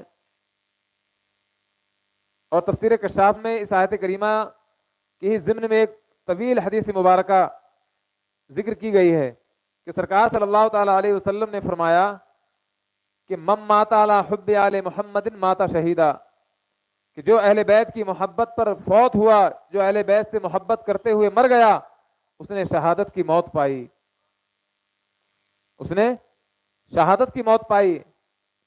اور سرکار فرماتے ہیں کہ الا ومن مات علی حب آل محمد مات مغفور لہ، سرکار فرماتے ہیں کہ آگاہ ہو جاؤ، جو شخص اہل بیت کی محبت میں فوت ہوا وہ اس حال میں فوت ہوا کہ اس کے گناہ بخش دیے گئے۔ پھر سرکار آگے فرماتے ہیں کہ الا ومن مات علی حب آل محمد مات تائبا، کہ سن لو، خبردار ہو جاؤ، جو شخص اہل بیت کی محبت پر فوت ہوا وہ گناہوں سے تائب ہو کر کیا ہے فوت ہوا۔ اور سرکار فرماتے ہیں الا ومن مات علی حب آل محمد مات مؤمنا مستکمل الایمان، کہ خبردار ہو کر سن لو، جو شخص اہل بیت کی محبت پر فوت ہوگا وہ مکمل ایمان کے ساتھ کیا ہے دنیا سے جائے گا۔ پھر سرکار نے فرمایا الا ومن مات علی حب آل محمد بشرہ ملک الموت بالجنہ ثم منکر و نکیر، کان کھول کر سن لو، جو شخص اہل بیت کی محبت پر فوت ہوا اسے حضرت اسرائیل علیہ السلام اور پھر منکر نکیر جنت کی بشارت دیتے ہوئے نظر آئیں گے۔ پھر سرکار نے فرمایا الا ومن مات علی حب آل محمد یزف الی الجنہ کما تزف العروس الی بیت زوجہا، سرکار فرماتے ہیں کہ آگاہ ہو جاؤ، جو شخص اہل بیت کی محبت پر فوت ہوا اسے ایسی عزت کے ساتھ جنت روانہ کیا جاتا ہے جیسے کہ دلہن دولہا کے گھر جاتی ہے۔ پھر فرمایا الا ومن مات علی حب آل محمد فتح لہ فی قبرہ یا بابان الی الجنہ، کہ جان لو، جو شخص اہل بیت کی محبت پر فوت ہوا اس کی قبر میں جنت کے 2 دروازے کھول دیے جاتے ہیں، اس کی قبر میں جنت کے 2 دروازے کھول دیے جاتے ہیں۔ سرکار صلی اللہ تعالیٰ علیہ وسلم نے فرمایا کہ الا ومن مات علی حب آل محمد جعل اللہ قبرہ مزار ملائکۃ الرحمہ، کہ آگاہ ہو جاؤ، ابھی رک جائیے، اس کو رک جائیے 2 منٹ روک لیجیے۔ سرکار صلی اللہ تعالیٰ علیہ وسلم نے فرمایا کہ جو شخص اہل بیت کی محبت پر فوت ہوا اللہ تعالیٰ اس کی قبر کو ملائکہ رحمت کی زیارت گاہ بنا دے گا۔ یعنی سرکار صلی اللہ تعالیٰ علیہ وسلم فرماتے ہیں کہ جو انسان اہل بیت سے محبت کرتے ہوئے دنیا سے چلا جائے تو ملائکہ اس کی قبر کی زیارت کے لیے آتے رہتے ہیں، کوئی معمولی بات ہے؟ پھر اس کے بعد سرکار صلی اللہ تعالیٰ علیہ وسلم نے فرمایا الا ومن مات علی حب آل محمد مات علی سنتی والجماعہ، کہ خبردار ہو کر سن لو، جو شخص اہل بیت کی محبت پر فوت ہوا وہ مسلک اہل سنت والجماعت پر فوت ہوا. تو یہی تو وہ طریقہ ہے جس کے بارے میں سرکار نے فرمایا تھا ما انا علیہ واصحابی، کہ جس پر میں اور میرے صحابہ چلیں وہی طریقہ کیا ہے؟ جنت والا راستہ ہے. وہی طریقہ آپ کو جنت میں لے کر کے جائے گا. وہی راستہ، اسی راستے کے ذریعے آپ کیا ہے؟ جنت تک پہنچیں گے. تو اہل سنت والجماعت پر اس انسان کا انتقال ہوگا کہ جو اہل بیت کرام رضوان اللہ تعالی علیہ مجمعین سے کیا ہے؟ محبت کرتا ہوگا. تو یہ تمام خوشخبریاں اور بشارتیں ان لوگوں کے لیے ہیں جو اہل بیت نبوت اور خاندان رسالت صلی اللہ تعالی علیہ وسلم سے کیا ہے؟ محبت رکھتے ہیں. اور جو لوگ ان حضرات سے دشمنی اور بغض و عداوت رکھتے ہیں ان کا حال کیا ہوگا؟ اس کے بارے میں سرکار صلی اللہ تعالی علیہ وسلم نے ارشاد فرمایا الا ومن مات علی بغض آل محمد جاء یوم القیامہ مکتوبا بین عینیہ آئس من رحمت اللہ. الا ومن مات علی بغض آل محمد مات کافرا الا ومن مات علی بغض آل محمد لم یشم رائحۃ الجنہ. فرماتے ہیں سرکار صلی اللہ تعالی علیہ وسلم کہ خبردار ہو کر سن لو، جو شخص اہل بیت کی بغض و عداوت پر مرا وہ قیامت کے دن اس حال میں آئے گا کہ اس کی دونوں آنکھوں کے درمیان لکھا ہوگا کہ اللہ تعالیٰ کی رحمت سے نا امید ہے. اللہ تعالیٰ کی رحمت سے نا امید. سرکار فرماتے ہیں آگاہ ہو جاؤ، جو شخص اہل بیت کے بغض و عداوت پر مرا وہ کافر مرا، وہ کافر مرا. اور کان کھول کر سن لو، جو شخص اہل بیت کی بغض و عداوت میں مرا وہ جنت کی خوشبو سے محروم رہ جائے گا. سرکار صلی اللہ تعالیٰ علیہ وسلم نے پوری حدیث شریف میں آل محمد کا ترجمہ، پوری حدیث پاک میں آل محمد کا ترجمہ اہل بیت سے اس لیے کیا گیا کہ اہل بیت کہ آل رسول ہونے میں کسی کا اختلاف نہیں اور دوسروں کا آل رسول ہونا اختلافی ہے. 2 منٹ 1 منٹ بات ختم ہونے والی ہے. حضرت علامہ امام راضی رحمۃ اللہ تعالی علیہ فرماتے ہیں کہ بعض لوگوں نے کہا کہ آل سے مراد آپ کے قریبی رشتہ دار ہیں، اور بعض لوگوں نے کہا کہ وہ آپ کی امت ہیں. اگر ہم آل کو قریبی رشتہ داروں پر محمول کریں تو اہل بیت ہی آل رسول ہیں، اور اگر اس امت پر محمول کریں جس نے آپ کی دعوت و تبلیغ کو قبول کیا تو بھی اہل بیت آل رسول میں داخل ہیں. ثابت ہوا کہ وہ بہر صورت آل رسول ہیں، اور دوسروں کا سرکار صلی اللہ تعالیٰ علیہ وسلم کی آل میں داخل ہونا یہ کیا ہے؟ اختلافی ہے. خلاصہ کلام یہ ہوا کہ اہل بیت اکرام کی محبت میں فوت ہو جانے والا اللہ و رسول کا پیارا ہے، اور ان کی دشمنی میں مرنے والا اللہ و رسول صلی اللہ تعالیٰ علیہ وسلم کا دشمن ہے. اللہ رب العزت ہم سبوں کو کیا ہے؟ اہل بیت اکرام کی محبت میں سرسار فرمائے اور ہمارا خاتمہ ان کے جانثاروں میں فرمائے. السلام علیکم ورحمۃ اللہ.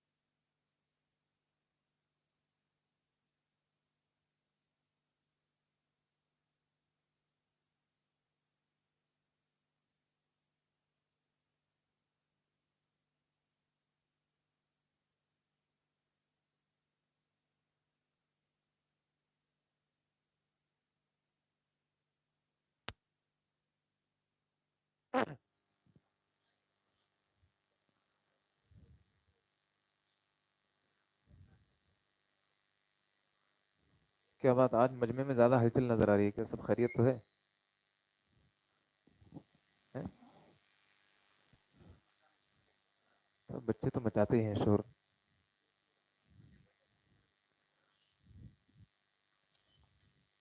شروع کیا جائے، آپ لوگ تیار ہیں؟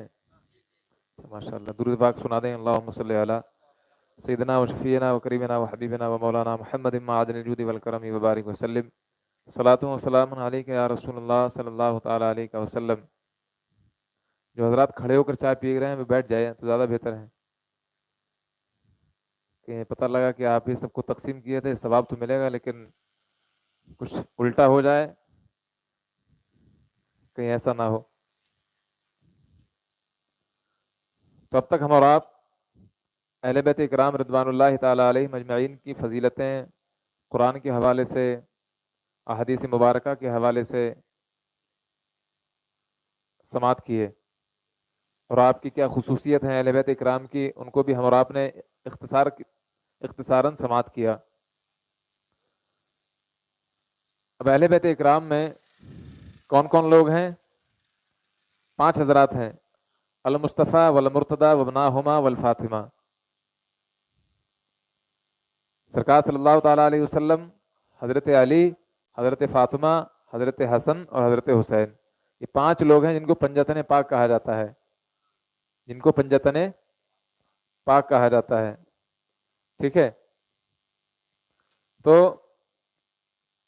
ہم اور آپ اب تک حضرت علی کرم اللہ تعالیٰ وجہ الکریم کے حوالے سے بیان کر چکے ہیں اہل بیت اکرام میں، اور حضرت امام حسن رضی اللہ تعالیٰ عنہ کی ذات کے حوالے سے بھی ہم سب سے پہلے دن بیان کر چکے تھے.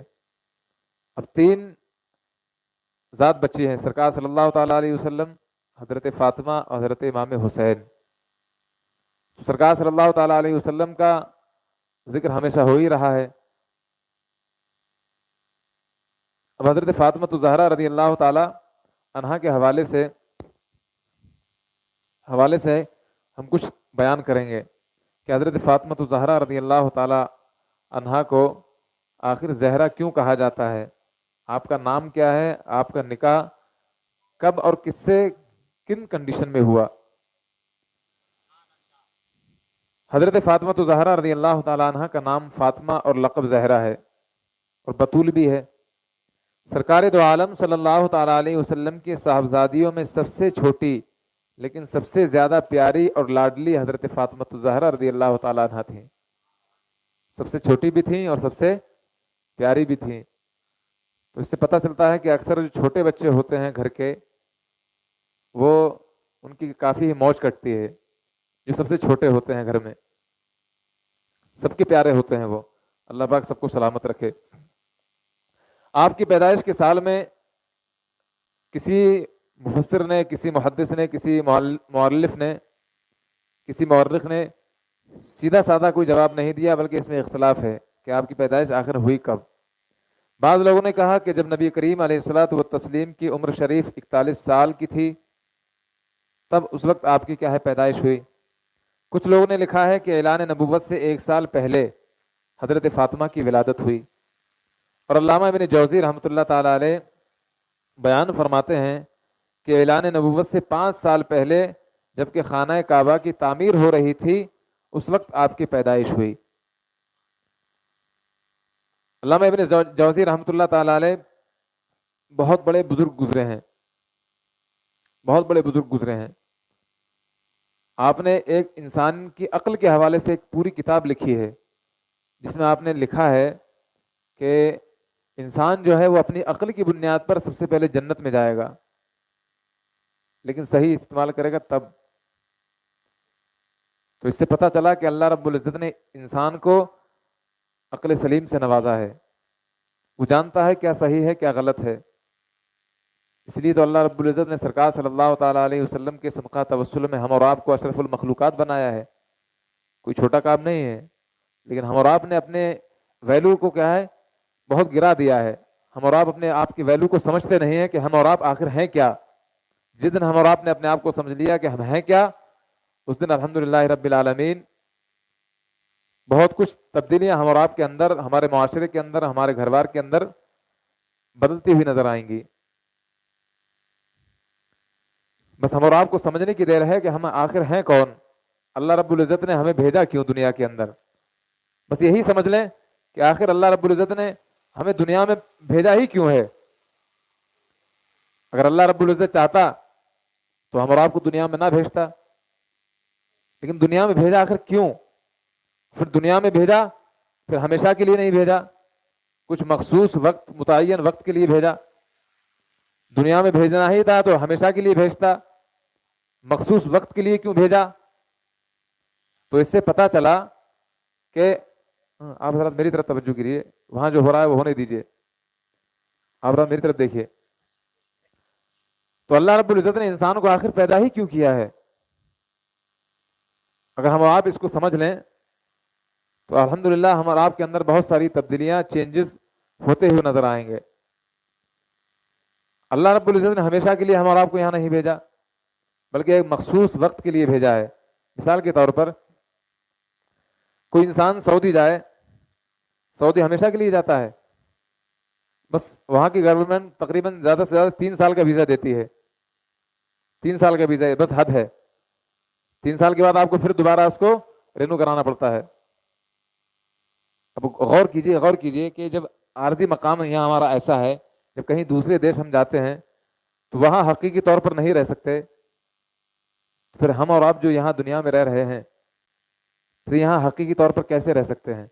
वही मिसाल बस यहाँ समझ लीजिए कि अल्लाह रब्बुल इज़्ज़त ने हम और आपको एक मुतय्यना वक्त के लिए भेजा है. अब मिसाल के तौर पर गौर कीजिए, कोई इंसान अपना पूरा घर बार छोड़ करके सऊदी काम करने के लिए जाए. अब वहां अगर वो काम काज ना करे, अय्याशियां में अपनी जिंदगी क्या गुजारे, कभी इधर कभी उधर, हमेशा अपने वक्त को ऐसे जाया करता रहे, तो किस मकसद के लिए वहां गया था. पैसा कमाने के लिए. अब पैसा वहां कमा नहीं रहा है, सिर्फ अय्याशियों में अपना वक्त गुजार रहा है, और जो कमा रहा है तो अय्याशियों में अपना पैसा उड़ा रहा है. तब गौर कीजिए कि जो उसका जो वहां जाने का मकसद था कि घर वालों को आसानी हो, घर वालों को आसानी हो, जब वो पैसा भेजे तो घर वालों के काम काज में सहूलत हो, लेकिन वो पैसा भेज नहीं रहा है, पैसा भेज नहीं रहा है, तो उसका वहां जाना कोई सूदमंद होगा, सब बेकार होगा, घर वालों की नज़र में और बुरा बन जाएगा. यही हम और आपको सोचना चाहिए कि अल्लाह रब्बुल इज़्ज़त ने जब हम और आपको दुनिया में भेजा है तो हम और आप कर क्या रहे हैं. अल्लाह रब्बुल इज़्ज़त ने हमें इस जहान में जो भेजा है वो दूसरे जहान को संवारने के लिए भेजा है, जहां हमेशा हमें रहना है. तो हमेशा हम जहां रहेंगे उसकी हम और आपको तैयारी करना है, ये जहां आर्जी तौर पर रहेंगे उसकी तैयारी करना है. जहां हमेशा रहना है ना, तो दूसरी कंट्री के मुकाबले में हमें अपने घर पे हमेशा रहना है. तो हम और आप जब दूसरी कंट्री जाते हैं तो अपने घर, इस वाले घर को, हमेशा वाले घर को संवारने के लिए जाते हैं, नहीं जाते. तो जब हम और आप दूसरी कंट्री, जब इस वाले घर को संवारने के लिए जाते हैं, तो जब हम इस जहान के अंदर हैं, और इस जहान के अंदर जब अल्लाह रब्बुल इज़्ज़त ने हम और आपको भेजा है, तो इस जहान में इसलिए भेजा है ताकि हम और आप इस जहान के जरिए उस जहान को संवारें. लेकिन अगर हम और आपने इस जहान में भी अगर ऐसी कर दिया, अपने वक्त को ज़ाया कर दिया, तो फिर कल क़यामत के दिन हम और आप बहुत सारी चीज़ों का सामना करना पड़ेगा. इसको हम और आप बिल्कुल भी बर्दाश्त नहीं कर पाएंगे.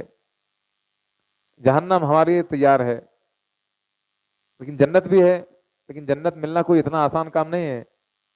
हजरत बायजीद बुस्तामी रदी अल्लाह ताला अन्हु अपने मुरीदीन के सामने बैठे हुए थे पास में, और हजरत बायजीद बुस्तामी रदी अल्लाह ताला अन्हु फरमाते हैं कि आपने अपने मुरीदों से फरमाया कि चलो आज हम लोग एग्रीमेंट कर लेते हैं, ये अहद कर लेते हैं, ये वादा कर लेते हैं कि अगर हम में से जो सबसे पहले जन्नत में जाए, हम में से जो सबसे पहले जन्नत में जाए तो वो अपने दूसरों लोगों का भी ख्याल करे.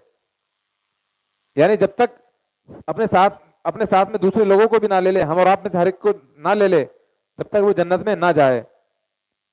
तो हजरत बायजीद बुस्तामी रज़ी अल्लाह ताला अन्हु के मुरीदीन कहते हैं कि हुजूर, और अक्सर मुरीदीन का भी यही हाल होता है, कहते हैं कि हुजूर हमारा तो तकिया आप पर है, हमारा तो भरोसा आपकी ज़ात पर है, और आप हमसे कह रहे हैं कि एग्रीमेंट कर लीजिए कि जो जन्नत में सबसे पहले जाए वो क्या है, दूसरों का भी ख्याल करे.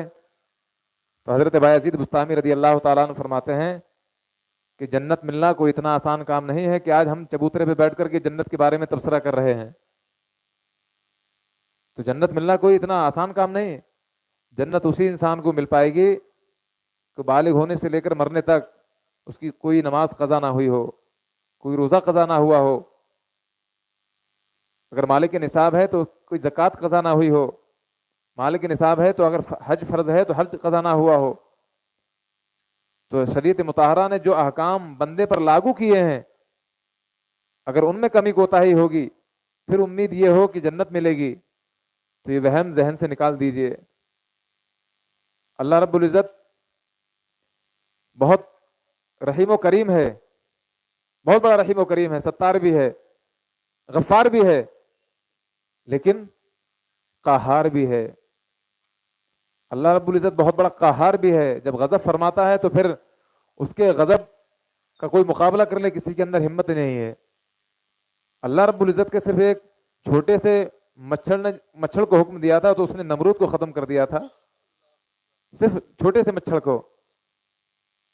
ابابیلوں کا جو ایک لشکر بھیجا تھا تو پرندوں کے پنجوں میں صرف چھوٹی چھوٹی کنکریاں تو تھیں جو ان کے اوپر سے لگتی تھیں اور نیچے جا کے نکل جاتی تھیں, نیچے بھی نہیں رکتی تھی بلکہ زمین میں اندر دھستی چلی جاتی تھی. تو غور کیجئے, اللہ رب العزت جہاں رحیم و کریم ہے, ستار و غفار ہے, تو وہاں قہار بھی ہے, جبار بھی ہے. ہم صرف ایک پہلو پر ہی نظر نہ کریں, ہر سکے کے دو پہلو ہوتے ہیں. تو ایسا نہ کریں کہ میٹھا میٹھا ہپ ہپ کڑوا کڑوا تھو تو. اللہ رب العزت ہم سب کو توفیق خیر سے نوازے. تو حضرت فاطمہ زہرا رضی اللہ تعالیٰ عنہ کی پیدائش کے حوالے سے یہ بات چل رہی تھی. تو آپ جو ہیں, علامہ جوزی رحمۃ اللہ تعالیٰ علیہ نے نقل کیا ہے کہ اعلان نبوت سے 5 سال پہلے جبکہ خانہ کعبہ کی تعمیر ہو رہی تھی اس وقت آپ کی پیدائش ہوئی. اچھا, آپ کا نکاح کس سے ہوا؟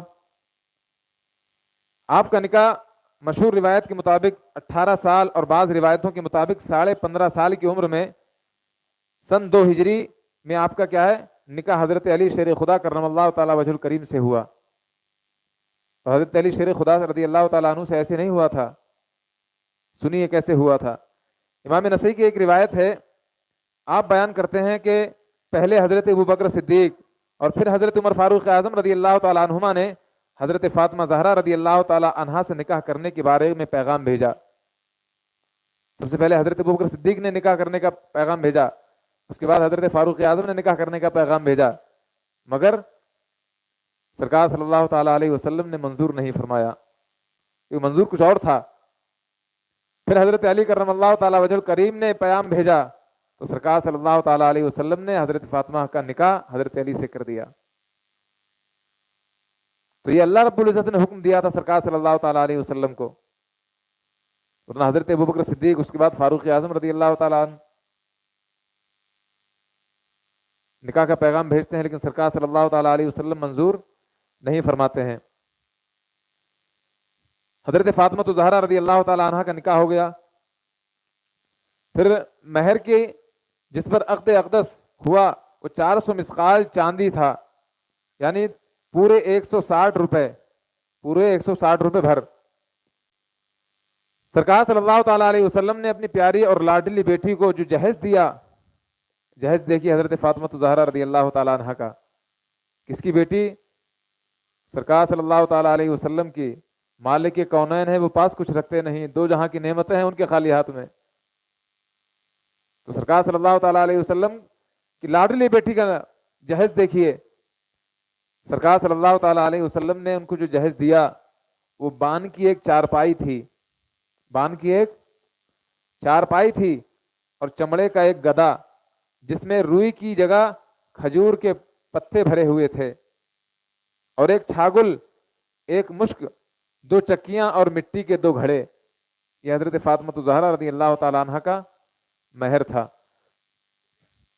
جس کو مہر فاطمی کہا جاتا ہے. اب تک حضرت علی رضی اللہ تعالیٰ عنہ سرکار صلی اللہ تعالیٰ علیہ وسلم کے پاس رہتے تھے. حضرت علی رضی اللہ تعالیٰ عنہ کے پاس اپنا خود کا گھر بھی نہیں تھا, اور سرکار صلی اللہ تعالیٰ علیہ وسلم نے نکاح فرما دیا. آج ہم اور آپ غور کیجئے کہ آج ہم اور آپ کیا کیا تلاشتے ہیں کہ لڑکا کتنا कारोबारी है, लड़का के कारोबार कितना बड़ा है, लड़की कितनी खूबसूरत है कि लड़के से मेल खाती है कि नहीं खाती है, कोई ये नहीं देखता कि कौन कितना पढ़ा लिखा है, दीनदारी किसके अंदर ज़्यादा है, कोई ये तलाश नहीं करता। लड़का कारोबार करता है, हाँ बहुत बड़ा कारोबारी है, ये कोई गौर नहीं करता कि वो कारोबार उसका हलाल है कि हराम है, कोई गौर नहीं करता। माल जो है एक फानी चीज है, हाथ का एक मैल है, आज है कल चला जाएगा, आज नहीं है कल आ जाएगा। लेकिन इंसान का जो एक अखलाक होता है, इंसान का जो एक किरदार होता है, वो उसको जिंदगी लग जाती है बनाने में, जिंदगी लग जाती है उसको गुजारने संवारने में। तो जो इंसान दीनदार होता है तो वैसा ही उसके घर का माहौल हो जाता है। लेकिन जो दीनदार नहीं होता उसके घर का माहौल भी हम और आप अच्छे से जानते हैं कि उनके घर का माहौल क्या होता है। तो अल्लाह रब्बुल इज्जत हमको तौफीक खैर से नवाजे। तो हजरत फातिमा तो ज़हरा रदी अल्लाह ताला अन्हा का निकाह हो गया।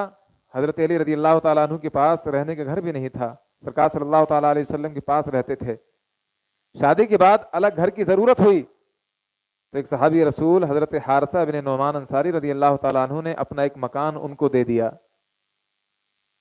कैसे सहाबा इकराम के दिल थे, उनके दिलों में दुनिया तो कहीं से कहीं तक नहीं थी, बस सिर्फ और सिर्फ अल्लाह रब्बुल इज्जत की रजा, अल्लाह रब्बुल इज्जत की खुशनुदी, सरकार सल्लल्लाहु ताला अलैहि वसल्लम से मोहब्बत।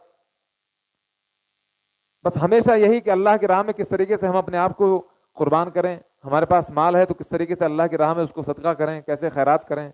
हमेशा ये सहाबा इकराम बहाने तलाश करते थे। तो कोई मामूली बात नहीं है कि अपना एक मकान, पूरा घर किसी को दे देना। आज गौर कीजिए, कोई दे सकता है ऐसा? कोई 10 पैसे देने तैयार नहीं होता, मकान तो बहुत दूर की बात है।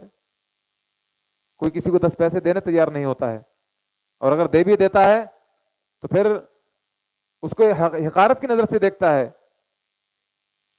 कि हाँ ये वही है कि बस चंद दिन पहले इसने मुझसे पैसे मांगे थे। फिर सब में ऐलान भी कर देता है कि पैसे नहीं दे रहे मेरे। ऐसे होता है कि नहीं?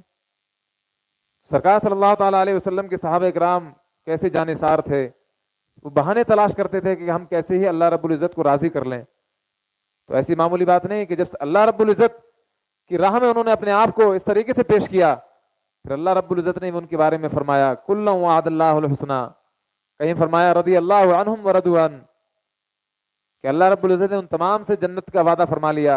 अल्लाह उनसे राजी है, वो अल्लाह से राजी हैं। तो अल्लाह को राजी करना कोई इतना आसान काम नहीं है। एक शायर ने कहा कि शहादत गाहे उल्फत में कदम रखना है।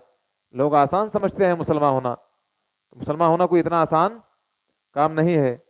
अल्लाह पाक हम सबको सच्चा पक्का मुसलमान बनने की तौफीक अता फरमाए। तो हजरत हारिसा बिन नुमान रदी अल्लाह ताला अन्हु ने अपना एक घर हजरत अली को दे दिया। जब हजरत फातिमा ज़हरा रदी अल्लाह ताला अन्हा उस घर में गई तो सरकार सल्लल्लाहु ताला अलैहि वसल्लम उनके यहाँ तशरीफ ले गए। दरवाजे पर खड़े होकर इजाजत तलब की, फिर अंदर गए। अब अंदाज देखिए, अंदाज सरकार सल्लल्लाहु ताला अलैहि वसल्लम के हर हर पहलू पे गौर कीजिए। बेटी के घर जा रहे हैं तो दरवाजे पर दस्तक दे रहे हैं। आज भला अगर कोई बेटी अगर अपने बाप से कहते कि आया करो तो दरवाजे पे दस्तक दिया करो, तो बाप अपने दिमाग को चौथे आसमान पे ले जाएगा कि अपने घर में आने नहीं देती है मुझे बगैर इजाजत। लेकिन सरकार सल्लल्लाहु ताला अलैहि वसल्लम ये पैगाम देना चाहते हैं कि हो सकता है घर के अंदर कोई कौन किस हालत में बैठा हुआ हो, क्योंकि इंसान अपना घर में सबसे ज्यादा महफूज होता है, जैसे चाहे वैसे हालत में वो रह सकता है बाकी और दूसरे के मुकाबले में।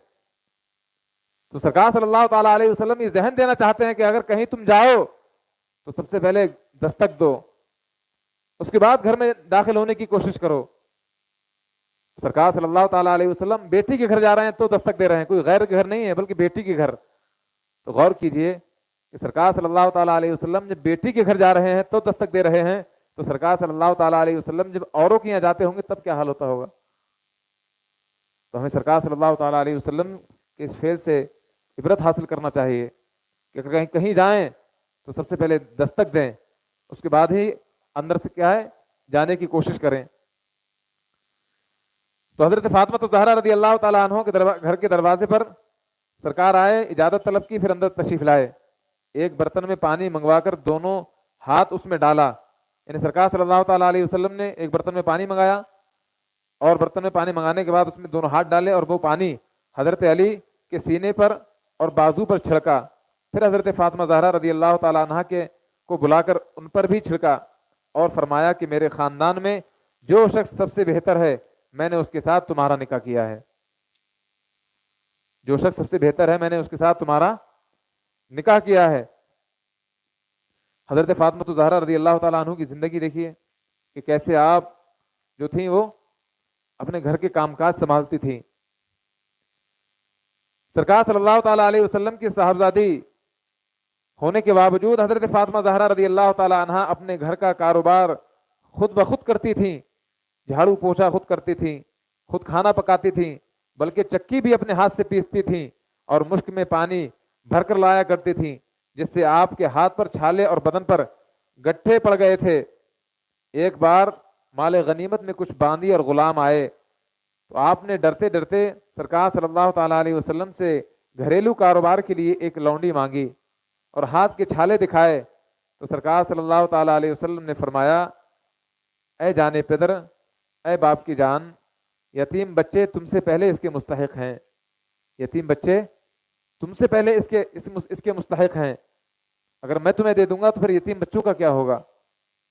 تو غور کیجئے کہ حضرت فاطمہ زہرا رضی اللہ تعالیٰ عنہ سرکار صلی اللہ تعالیٰ علیہ وسلم کی سب سے چہیتی لاڈلی بیٹی، اس کے بعد ہاتھوں میں چھالے پڑے ہوئے سرکار صلی اللہ تعالیٰ علیہ وسلم ایسے مقام پر بھی عدل و انصاف کا سرکار کا آپ پیمانہ دیکھیے، سرکار صلی اللہ تعالیٰ علیہ وسلم اپنے لاڈلی بیٹی کو نہیں دے رہے بلکہ کیا فرما رہے ہیں کہ یتیم بچوں کو کون دے گا، مسکین بچوں کو کون دے گا، ان کا خیال کون رکھے گا۔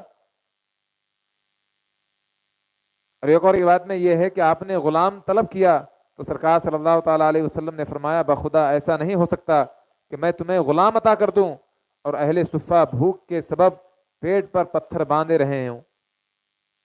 مدینہ منورہ کے اندر ایک صفہ ایک وہ تھی چبوترا، وہاں پر جو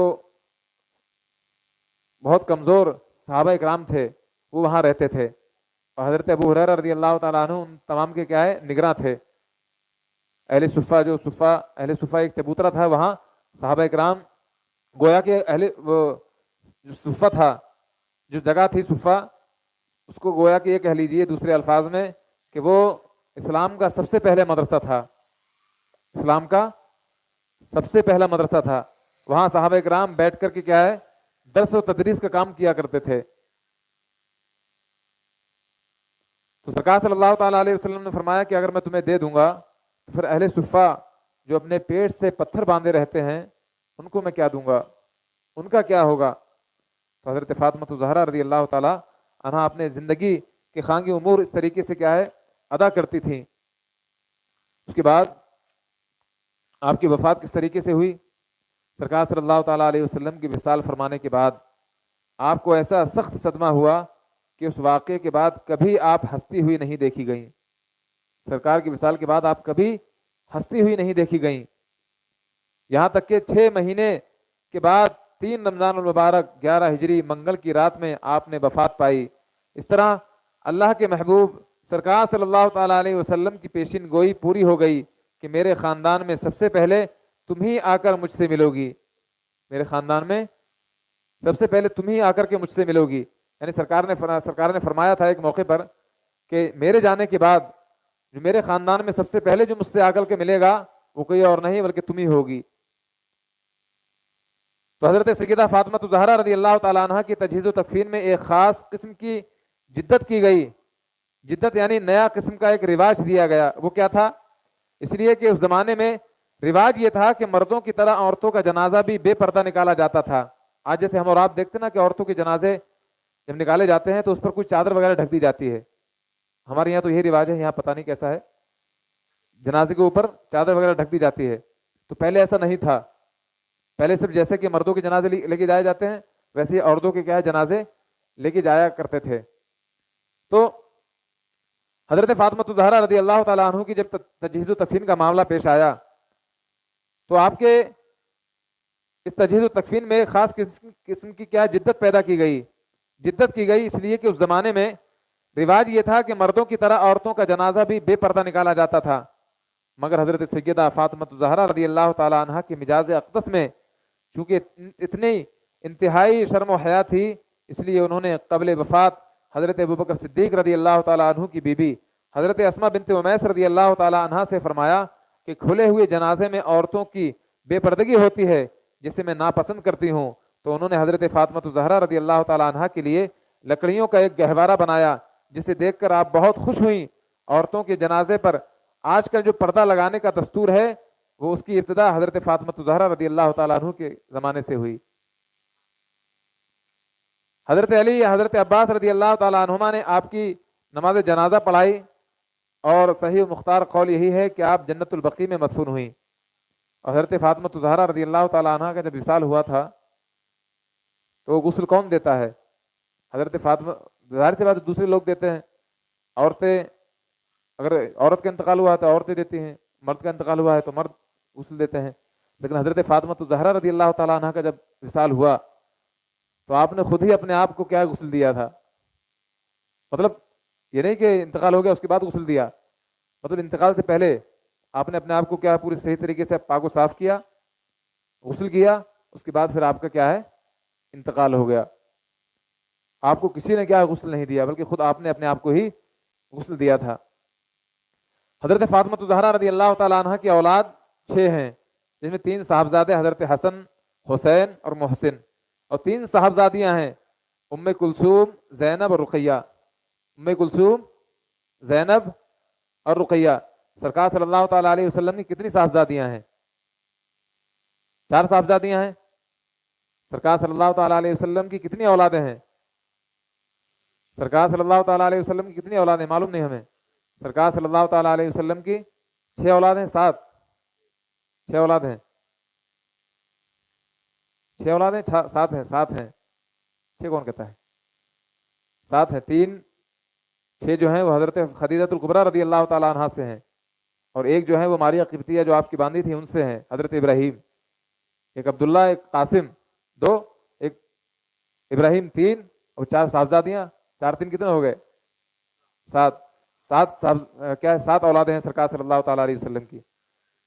صاحبزادیوں کے کتنے نام ہیں؟ کتنے ہیں؟ 4۔ تو 4 نام کیا کیا ہیں؟ ام کلثوم، رقیہ، زینب اور فاطمہ، یہ تو 4 نام ہیں۔ حضرت فاطمہ الزہرا رضی اللہ تعالیٰ عنہ کی بیٹیوں کے نام دیکھیے، کیا نام ہے؟ ام کلثوم، زینب اور رقیہ۔ کوئی رکھتا ہے اپنی بہن کے نام پر کسی کا نام؟ حضرت فاطمہ الزہرا رضی اللہ تعالیٰ عنہ نے اپنی تینوں بہنوں کے نام پر اپنی تینوں بیٹیوں کے نام رکھے ہیں، اپنی تینوں بیٹیوں کے نام اپنی تینوں بہنوں کے نام پر رکھے ہیں۔ آج ہم اور آپ کو بالکل نیا نام چاہیے، آس پاس میں کسی کا نہ ہو۔ تو حضرت فاطمہ الزہرا رضی اللہ تعالیٰ عنہ کی 6 اولادیں ہیں، 3 صاحبزادے اور 3 صاحبزادیاں۔ حضرت محسن اور حضرت رقیہ تو بچپن ہی میں ان کا انتقال ہو گیا تھا۔ حضرت ام کلثوم رضی اللہ تعالیٰ عنہ کا نکاح امیر المؤمنین حضرت عمر فاروق اعظم رضی اللہ تعالیٰ عنہ سے ہوا، جن سے ایک صاحبزادے حضرت زید اور ایک صاحبزادی حضرت رقیہ پیدا ہوئیں، اور تیسری صاحبزادی جو حضرت زینب تھیں ان کا نکاح حضرت عبداللہ ابن جعفر سے ہوا۔ سرکار صلی اللہ تعالیٰ علیہ وسلم کی اولاد کا سلسلہ قیامت تک حضرت فاطمہ الزہرا رضی اللہ تعالیٰ عنہا کی صاحبزادگان سے ہی جاری و ساری رہے گا۔ اعلیٰ حضرت رضی اللہ تعالیٰ عنہ ارشاد فرماتے ہیں کہ اس بطول جگر پارائے مصطفیٰ حجل آرائے عفت پہ لاکھوں سلام، جس کا آنچل نہ دیکھا مہو مہر نے اس ردائے نزاہت پہ لاکھوں سلام، سیدہ ظاہرہ طیبہ طاہرہ جان احمد کی راحت پہ لاکھوں سلام۔ اللہ رب العزت ہم سبوں کو حضرت فاطمہ الزہرا رضی اللہ تعالیٰ عنہا کی فیض و برکات سے مالا مال فرمائے، اور ہماری حاضری کو اپنی بارگاہ میں شرف قبول عطا فرمائے، اور ہم سب کو سچا پکا سنی مسلمان بننے کی توفیق عطا فرمائے، اور جو قابل عمل باتیں ہوئی ہیں ان پر عمل پیرا ہونے کی توفیق عطا فرمائے۔ استغفر اللہ ربی من کل ذنب واتوب الیہ، وآخر دعوانا الحمد للہ رب العالمین۔ السلام علیکم ورحمۃ اللہ تعالی وبرکاتہ۔ 3 منٹ باقی ہیں ابھی 11:30 میں۔ ابھی اس سے پہلے مجلس میں ہم نے وضو کے طریقہ بتایا تھا کہ وضو کے اندر کتنے فرائض ہیں، تو اب آپ کا क्या है, इसरार है कि गुस्ल का तरीक़ा भी बता दिया जाए, गुस्ल के अंदर कितने फ़राइज़ हैं वो बता दिया जाए। तो सबसे पहले देखिए, गुस्ल के अंदर 3 फ़र्ज़ हैं। क्या हैं? 3 फ़र्ज़ हैं। और फ़र्ज़ का मकाम ऐसे ही है नमाज के अंदर जैसे कि खाने के अंदर पानी का मकाम होता है। खाने के अंदर पानी का मकाम होता है, बगैर पानी के खाना बन सकता है? नहीं बन सकता ना। वैसे ही फ़र्ज़ का मकाम होता है नमाज के अंदर। जब तक कि फ़र्ज़ नहीं पाया जाएगा कोई चीज़ नहीं पाई जाएगी। ठीक है। तो फ़र्ज़ इतनी अहम चीज़ होती है कि अगर इसके अंदर कमी कोताही हुई तो जो काम आप करने जा रहे हैं फिर वो काम मुकम्मल नहीं हो पाएगा। तो गुस्ल के अंदर 3 फ़र्ज़ हैं। कितने फ़र्ज़ हैं? 3 फ़र्ज़ हैं। पहला फ़र्ज़ क्या है? कुल्ली करना। पहला फ़र्ज़ कुल्ली करना। दूसरा फ़र्ज़ है नाक में पानी चढ़ाना। ठीक है। तीसरा फ़र्ज़ क्या है? पूरे बदन पर पानी बहाना। पूरे बदन पर पानी बहाना। और ये फ़र्ज़ है। सुई के नोक के बराबर भी अगर कोई जगह खुशक रह गई जहां पानी ना बहा हो तो फिर ऐसी सूरत में आपका गुस्ल भी नहीं होगा। गुस्ल नहीं होगा। जब गुस्ल नहीं होगा तो आपने जिसके लिए गुस्ल किया है, कुरान पढ़ने के लिए गुस्ल किया, नमाज पढ़ने के लिए गुस्ल किया, खाना काबा का तवाफ करने के लिए गुस्ल किया, किसी चीज़ के लिए भी आपने गुस्ल किया, फिर वो चीज़ भी क्या है? अदा नहीं होगी। क्योंकि ये जो चीज़ है, नमाज है, तवाफ है, हज है, कुरान की तिलावत है, ये जो मौकूफ़ है वो इस पर है। ये जितना मजबूत होगा उतनी मजबूत फिर ये होगी। अगर यही डाबाडोल है तो ये कैसे रुक पाएगी? इसके अंदर अगर कमी आई फ़र्ज़ के अंदर, तब ऐसी सूरत में क्या है? आपकी वो इबादत काबिल कबूल नहीं होगी, तो गुनाह आपको और अलग मिलेगा। क्योंकि ये एक ऐसी चीज़ है जिसका सीखना हर मुसलमान मर्द औरत पर फ़र्ज़ है। क्या है? हाँ, फ़र्ज़ है। तलबुल इल्मी फ़रीदतुन अला कुल्ली मुस्लिमिन व मुस्लिमा। हर मुसलमान मर्द औरत पर इल्म दीन सीखना फ़र्ज़ है। तो कौन सा इल्म दीन सीखना फ़र्ज़ है? हर किसी को मुफ्ती बनना फ़र्ज़ है? हर किसी का मुफ्ती नहीं बनना फ़र्ज़ है। जबकि हर कहीं तो आज मुफ्ती पाए जाते हैं जो 2-3 मसाइल सीख लें वो अपने आप को पता नहीं क्या समझता है। तो मुफ्ती बनना फ़र्ज़ नहीं, आलिम बनना फ़र्ज़ नहीं, बल्कि ये जो मसाइल हैं अगर आप बालिग हो गए तो फिर नमाज के जो मसाइल हैं वो आप पर सीखना फ़र्ज़। आप बालिग हो गए, आपकी शादी होने जा रही है, तो शादी के जो मसाइल हैं, निकाह के जो मसाइल हैं वो आप पर सीखना फ़र्ज़। अगर आप मालिक निसाब हो गए, ज़कात अगर आप पर वाजिब है तो ज़कात के सारे मसाइल आप पर सीखना फ़र्ज़। अगर आप मालिक निसाब है, हज अगर आप पर फ़र्ज़ हो गया तो हज के सारे मसाइल आप पर सीखना फ़र्ज़। तो ये जो सारे मसाइल हैं इन तमाम का सीखना क्या है? ये फ़र्ज़ है। आलिम बनना, मुफ्ती बनना फ़र्ज़ नहीं जाकर के मुसल्ले पे खड़ा हो जाए, ये नहीं, बल्कि अपने जो उमूरे मामलात हैं, ज़िंदगी गुजारने के जो तौर तरीक़े हैं, किस तरीके से हमें नमाज़ पढ़ना है, कैसे हमें रोज़ा रखना है, किस तरीके से हज करना है, खाना काबा का तवाफ़ करना है, कैसे क्या करना है, इन तमाम चीज़ों का इल्म सीखना ये हर मुसलमान मर्द औरत पर फ़र्ज़ है। फ़र्ज़ कब? जबकि बालिग हो जाए तब। क्योंकि जब इंसान बालिग होता है तभी शरीयत के अहकाम उस पर नाफिज होते हैं, और जब नाफिज होते हैं तभी क्या है? वो शरीयत मुतालबा करती है कि जब नमाज का वक्त हुआ तो नमाज अदा करो, रोज़ा आया, रमज़ान आया तो रोज़ा रखो, मालिक निसाब हुए, ज़कात फ़र्ज़ हुई तो ज़कात अदा करो, मालिक निसाब हुए, हज फ़र्ज़ हुआ तो हज अदा करो। अगर इन फ़राइज़ में अगर आपने कमी की, कोताही की, तो फिर आप गुनाहगार हो जाओगे। तो 3 फ़र्ज़ हैं, कुल्ली करना, नाक में पानी चढ़ाना, और पूरे सर पर क्या है? सर से पाँव तक पानी बहाना, और अच्छे से पानी बहाना। तरीका क्या है गुस्ल करने का? बाज़ हज़रात जब जब नहाते हैं तब क्या है? वो गुस्ल करते हैं। नहाना अलग है, गुस्ल करना अलग है। गुस्ल जो होता है वो गुस्ल जनाबत होता है, यानी जब इंसान नापाक हो जाता है। अब नापाक चाहे सोहबत की वजह से हुआ हो या इहतलाम की वजह से हुआ हो, तो यही 2 सूरतें हैं नापाक होने की, सोहबत की वजह से, जिमा की वजह से, या इहतलाम की वजह से। अगर नापाक हुआ है तब किस तरीके, तब क्या गुस्ल जनाबत किया जाता है? तब क्या है? गुस्ल जनाबत किया जाता है। और इंसान अगर पाक है, चाहता है कि नहा लूं, तब ऐसी सूरत में जैसे चाहे वैसा नहा सकता है। उसके लिए फिर ये फ़र्ज़ नहीं है कि पूरा अच्छे तरीके से एक एक बाल उसका सूखा ना रहे, हर हर बाल पर क्या अच्छे तरीके से पानी बह जाए, کلی میں بالکل اچھی طریقے سے غرارہ کرنا چاہیے، ناک میں بالکل اچھی طریقے سے پانی چڑھانا چاہیے، یہ اس کے لیے ضروری نہیں. اس کے لیے ضروری نہیں جو ناپاک نہ ہو، لیکن جو ناپاک ہے، جو غسل جنابت حاصل کر رہا ہے، اس کے لیے لازم و ضروری ہے کہ وہ اچھے سے، بلکہ یہاں تک آیا ہے کہ اگر ناک کے اندر جو مواد رہتا ہے اس کو انگلی سے صاف کرے، صاف کرنے کے بعد پھر نرم ہڈی تک اچھے طریقے سے پانی چڑھائے. اور پانی چڑھانے کا مطلب اس طریقے سے سانس لے کر کے پانی چڑھائے، زیادہ زیادہ لمبی سانس نہیں تاکہ اوپر تک چڑھ جائے پھر پتہ لگے پریشان ہوتا رہے. آہستہ سے نرم ہڈی تک کیا ہے پانی چڑھائے، اچھے سے پانی چڑھائے. اگر ناک کے اندر بھی اگر کوئی جگہ خشک رہ گئی، کیونکہ ناک کے اندر پانی چڑھانا فرض ہے، پانی چڑھانے کا حکم ہے، پانی لگانے کا حکم نہیں ہے. بعض رات پانی لیتے ہیں اسے لگا دیتے ہیں، لگانا حکم نہیں، چڑھانا ہے. اور چڑھایا کیسے جاتا ہے؟ جیسے کہ ڈرپ وغیرہ لگاتے ہیں نا ڈاکٹر، تو وہ لگاتے ہیں کہ چڑھاتے ہیں؟ چڑھاتے ہیں نا، چڑھاتے تو ہیں کہ خالی بس لگا کے رکھ دیتے ہیں اپنے آپ چڑھتی جاتی ہے؟ وہ چڑھاتے ہیں. ایسے ہی پانی اس طریقے سے چڑھانا ہے، صرف لگانا نہیں ہے. اگر آپ نے لگا لیا تو آپ اس غسل سے جتنی بھی نمازیں ادا کرتے رہو گے، کل کو وہ نمازیں پھر آپ سے لگی ہوئی رہیں گی، پھر وہ اللہ رب العزت کی بارگاہ میں نہیں جائیں گی، وہ آپ سے ہی لگی ہوئی رہیں گی کہ تو نے تو مجھے اچھی طریقے سے ادا ہی نہیں کیا تھا، میں کہاں سے جاؤں گی اللہ کی بارگاہ میں تیری سفارش کرنے کے لیے؟ اچھے طریقے سے اگر تو ادا کرتا تب میں جاتی تیری سفارش کرنے کے لیے اللہ کی بارگاہ میں. تو فرض 3 چیزیں ہیں، کیا کیا ہیں؟ یاد کریے یاد کریے بھائی. کلی کرنا، ناک میں پانی چڑھانا، اور سر سے لے کے پیر تک بالکل اچھی طریقے سے پانی بہانا. شرمائیے مت بالکل بھی.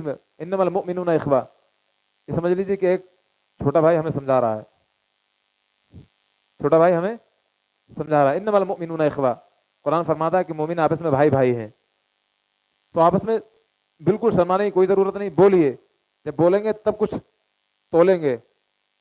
تو 3 فرض ہیں، کلی کرنا، ناک میں پانی چڑھانا، اور پورے بدن پر اچھے طریقے سے پانی بہانا، بالکل اچھے طریقے سے. اعلیٰ حضرت رضی اللہ تعالیٰ عنہ نے یہاں بہت ساری ایسی جگہیں لکھی ہیں کہ جہاں انسان بے توجہ ہی برت دیتا ہے اور ان پر پانی پہنچ ہی نہیں پاتا ہے. جیسے کان کا پچھلا حصہ ہے، ٹھیک ہے، اور جانگوں کے درمیان کی جگہ ہے، گھٹنے کے پیچھے کا حصہ ہے. تو یہ جو مقامات ہیں اچھے سے ان پر غور و فکر کرنا چاہیے. اب کیا کیسے جاتا ہے غسل؟ یہ تو 3 فرض ہو گئے. غسل کرنے کا طریقہ ہے کہ جو انسان ناپاک ہو اس کو چاہیے کہ پہلے اپنی ناپاکی کو دور کرے، جو کہ وہ کپڑا پہنا ہوا ہے اس کو کیا دور کرے، اس کے بعد استنجا کرے.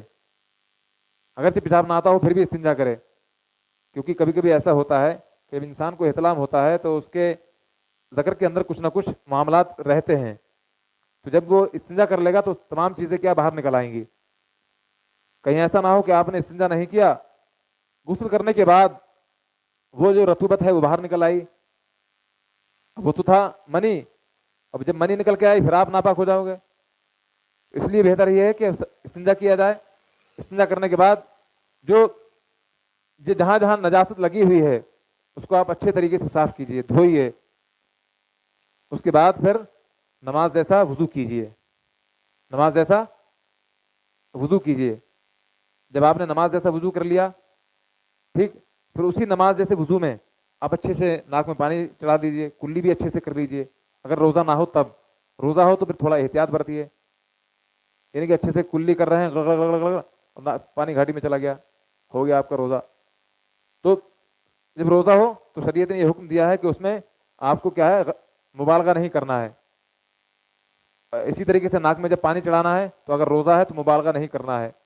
بس آپ کو جہاں تک اطمینان حاصل ہو کہ جیسے میں آسانی سے کر سکتا ہوں وہاں تک آپ کلی کریے، ناک میں پانی چڑھائیے. تو جب آپ نماز جیسا وضو کر رہے ہیں اس میں کیا ہے، اچھے سے ناک میں پانی چڑھائیے، کلی کر لیجئے، ٹھیک. تو وضو کے ساتھ ساتھ آپ کے 2 فرض بھی ادا ہو جائیں گے. ایسا ہوا.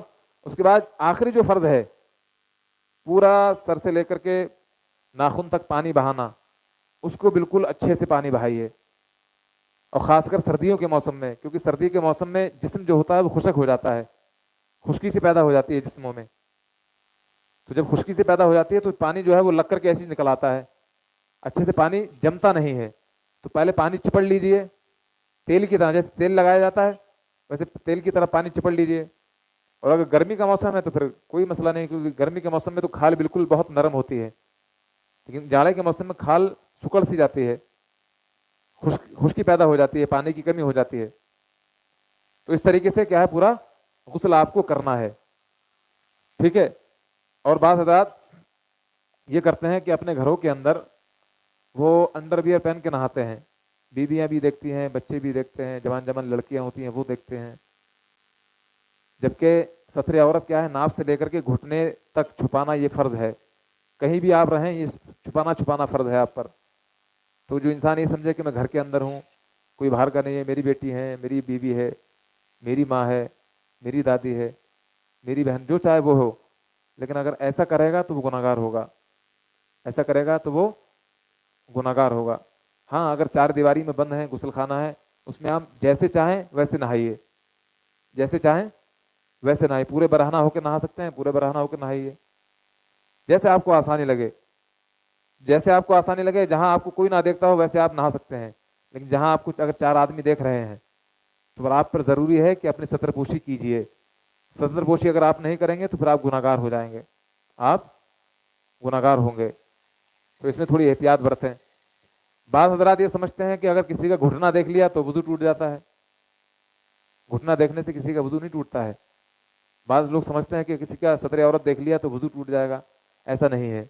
सतर औरत देखने से वज़ू नहीं टूटता है, वज़ू कोई नाक़िज़ वज़ू में से थोड़ी है, जो किसी का सतर देख लिया तो वज़ू टूट जाएगा, ऐसा नहीं है।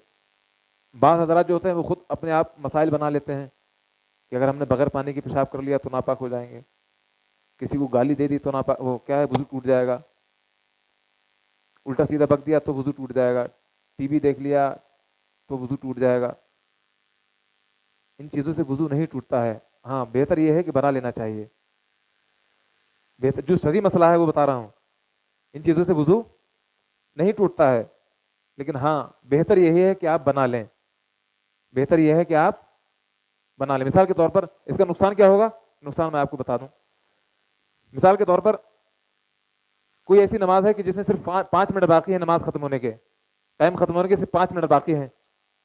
अब इत्तिफाकी तौर पर आपने किसी को गाली दी हुई है या कोई क्या है बुरा भला किसी को कहा है, आपका वज़ू तो है, लेकिन आपके अपने ख्याल में क्या है, अरे मैंने गाली दी है मेरा वज़ू टूट गया, मैंने गाली दी है मेरा वज़ू टूट गया। अब 5 मिनट है सिर्फ नमाज के वक्त खत्म होने में, अब आपने अगर वज़ू बनाया तो उधर नमाज का वक्त गया। तो शरई मसला क्या था कि आपका वज़ू नहीं टूटा, उसी वज़ू से जाकर के आप कुल्ले करके फौरन नमाज पढ़ लें, आपकी नमाज अदा हो जाएगी। लेकिन इधर वज़ू बना रहा है, उधर नमाज टाइम खत्म। तो अपना जो मसाइल इसने गढ़े अपनी तरफ से, अपनी खाम ख्याली में कि नहीं गाली दे दी वज़ू टूट गया, तो इस खाम ख्याली की वजह से उसकी पूरी नमाज कज़ा हो गई, ये नुकसान हुआ। जबकि इन चीज़ों से क्या है, वज़ू नहीं जाता है, वज़ू नहीं टूटता है। हाँ, बेहतर यह है कि बना ले तो बेहतर है, बेहतर ये क्या है, बना ले तो अच्छा है, लेकिन नहीं बनाएगा तो ऐसी सूरत में उसकी जो वो करेगा वो क्या अदा हो जाएगा। तो ये गुस्ल का तरीका था जिसके अंदर 3 फ़र्ज हैं, कुल्ली करना, नाक में पानी चढ़ाना और पूरे सर पे अच्छे से, सर से लेकर पानी पैर तक क्या है पानी बहाना, अच्छे से बिल्कुल पानी बहाना। अच्छे का मैं जिक्र बार बार इसलिए कर रहा हूँ कि कहीं कोई कमी कोताही रह गई तो फिर आपकी जो गुस्ल आप कर रहे हैं वो अदा नहीं होगा, गुस्ल अदा नहीं होगा तो फिर आपकी वो जो इबादत आप कर रहे हैं वो अदा नहीं हो पाएगी। तो समझ में आ गया सब कुछ, किसी का कोई डाउट हो तो क्लियर करे। अल्लाह पाक हम सबको तौफीक खैर से नवाजे। अस्सलाम वालेकुम रहमतुल्लाहि व बरकातुहू।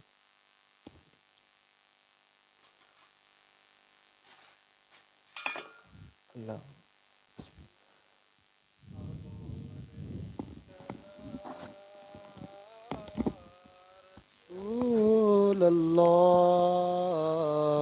वसल्लम अलैका या हबीब, करबला के जानिसारों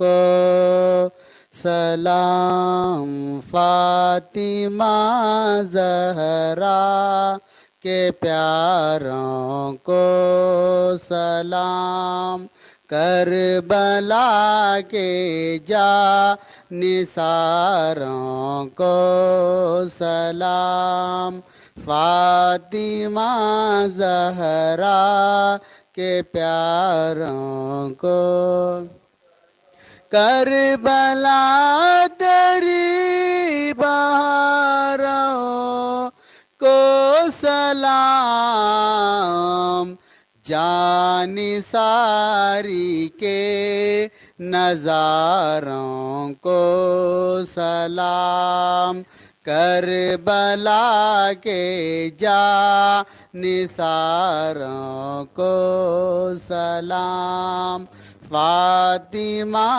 زہرا کے پیاروں کو، اصغر و اکبر پہ جانب نی قربان ہو، اصغر و اکبر پہ جانب نی قربان ہو، مصطفیٰ کے ماہ پاروں کو سلام، کربلا کے جانثاروں کو سلام، فاطمہ زہرا کے پیاروں کو۔